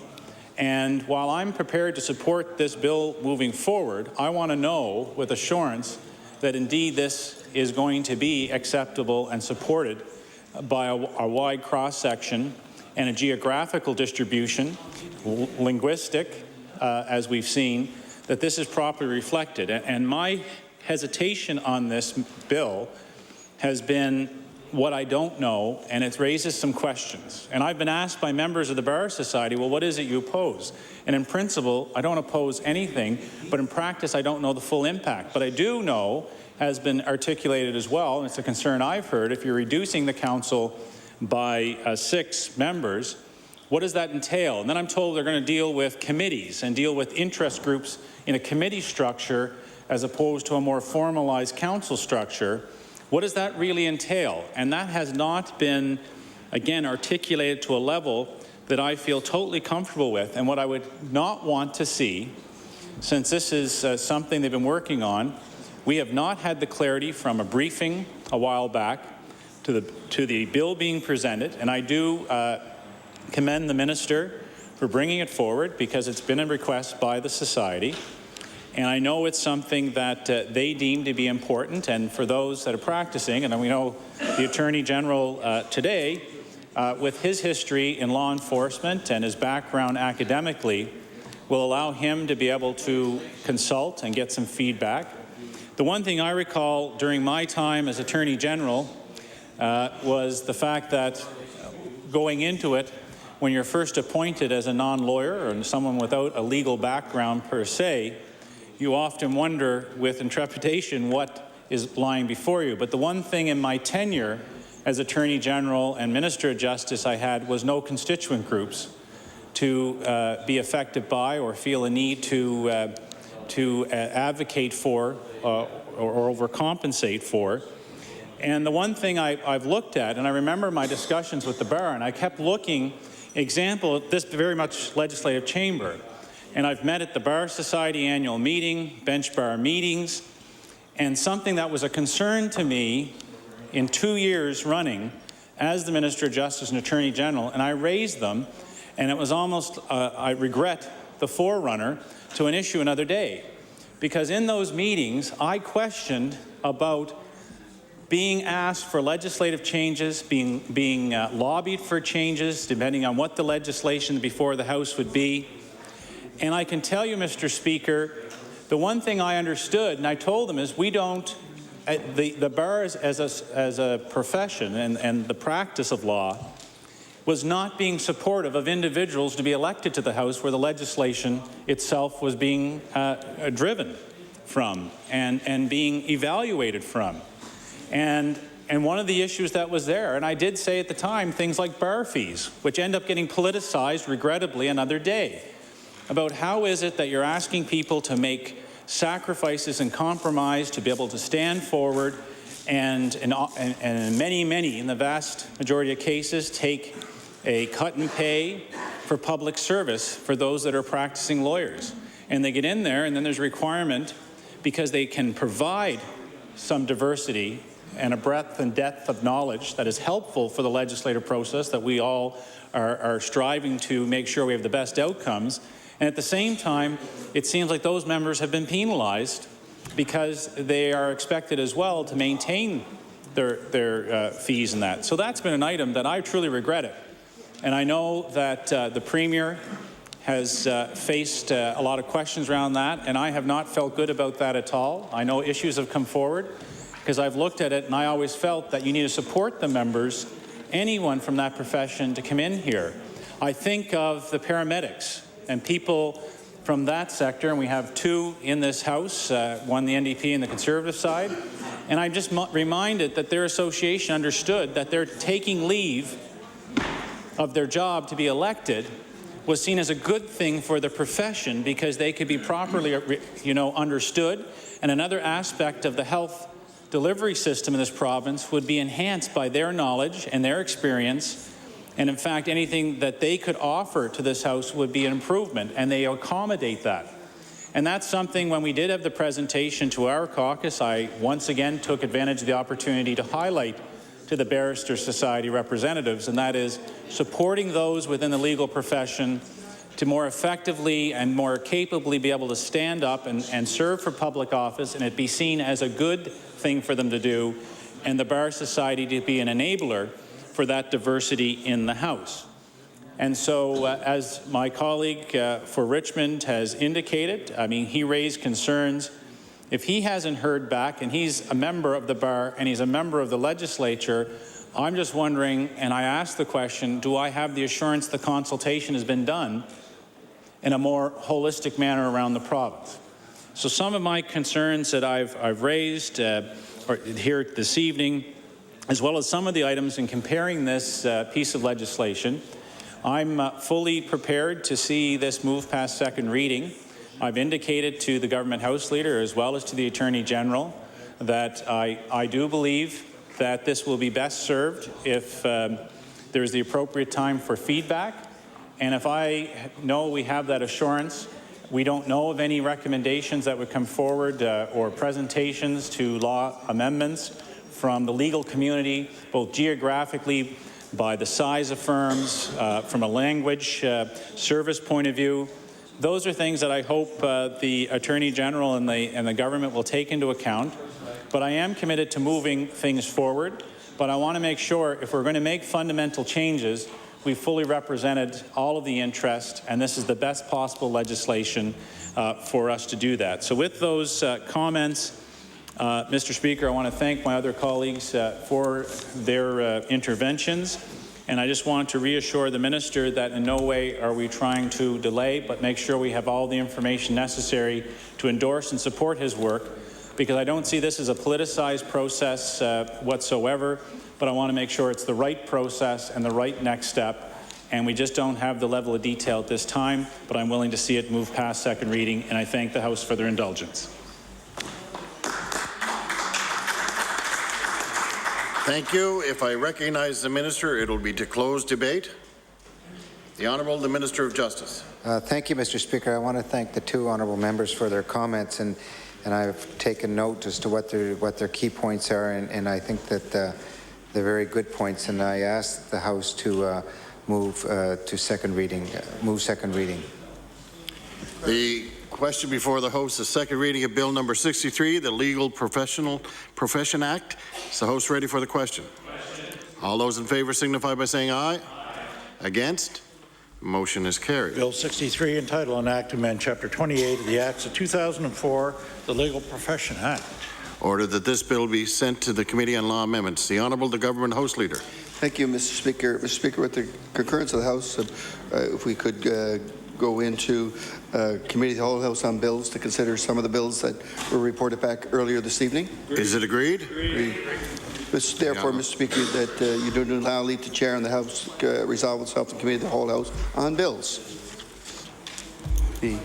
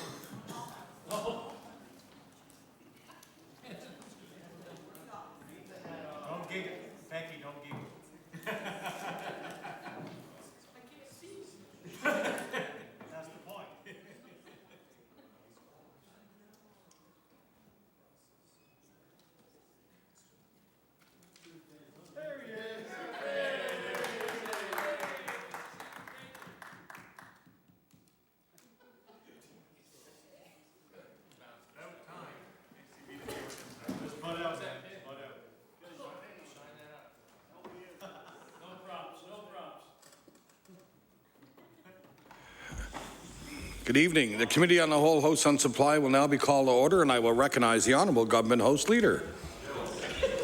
Thank you, Mr. Chair. Mr. Chair, could you please call Bill number 64, the Electricity Act? Bill number 64, the Electricity Act.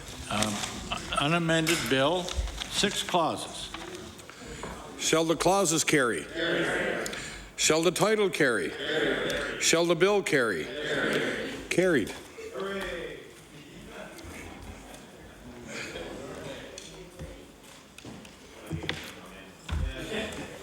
I haven't got a pen.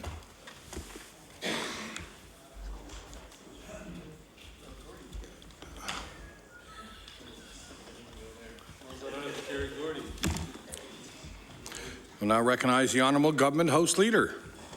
Why, thank you, Mr. Chair. Mr. Chair, could you please call Bill number 65, Homes for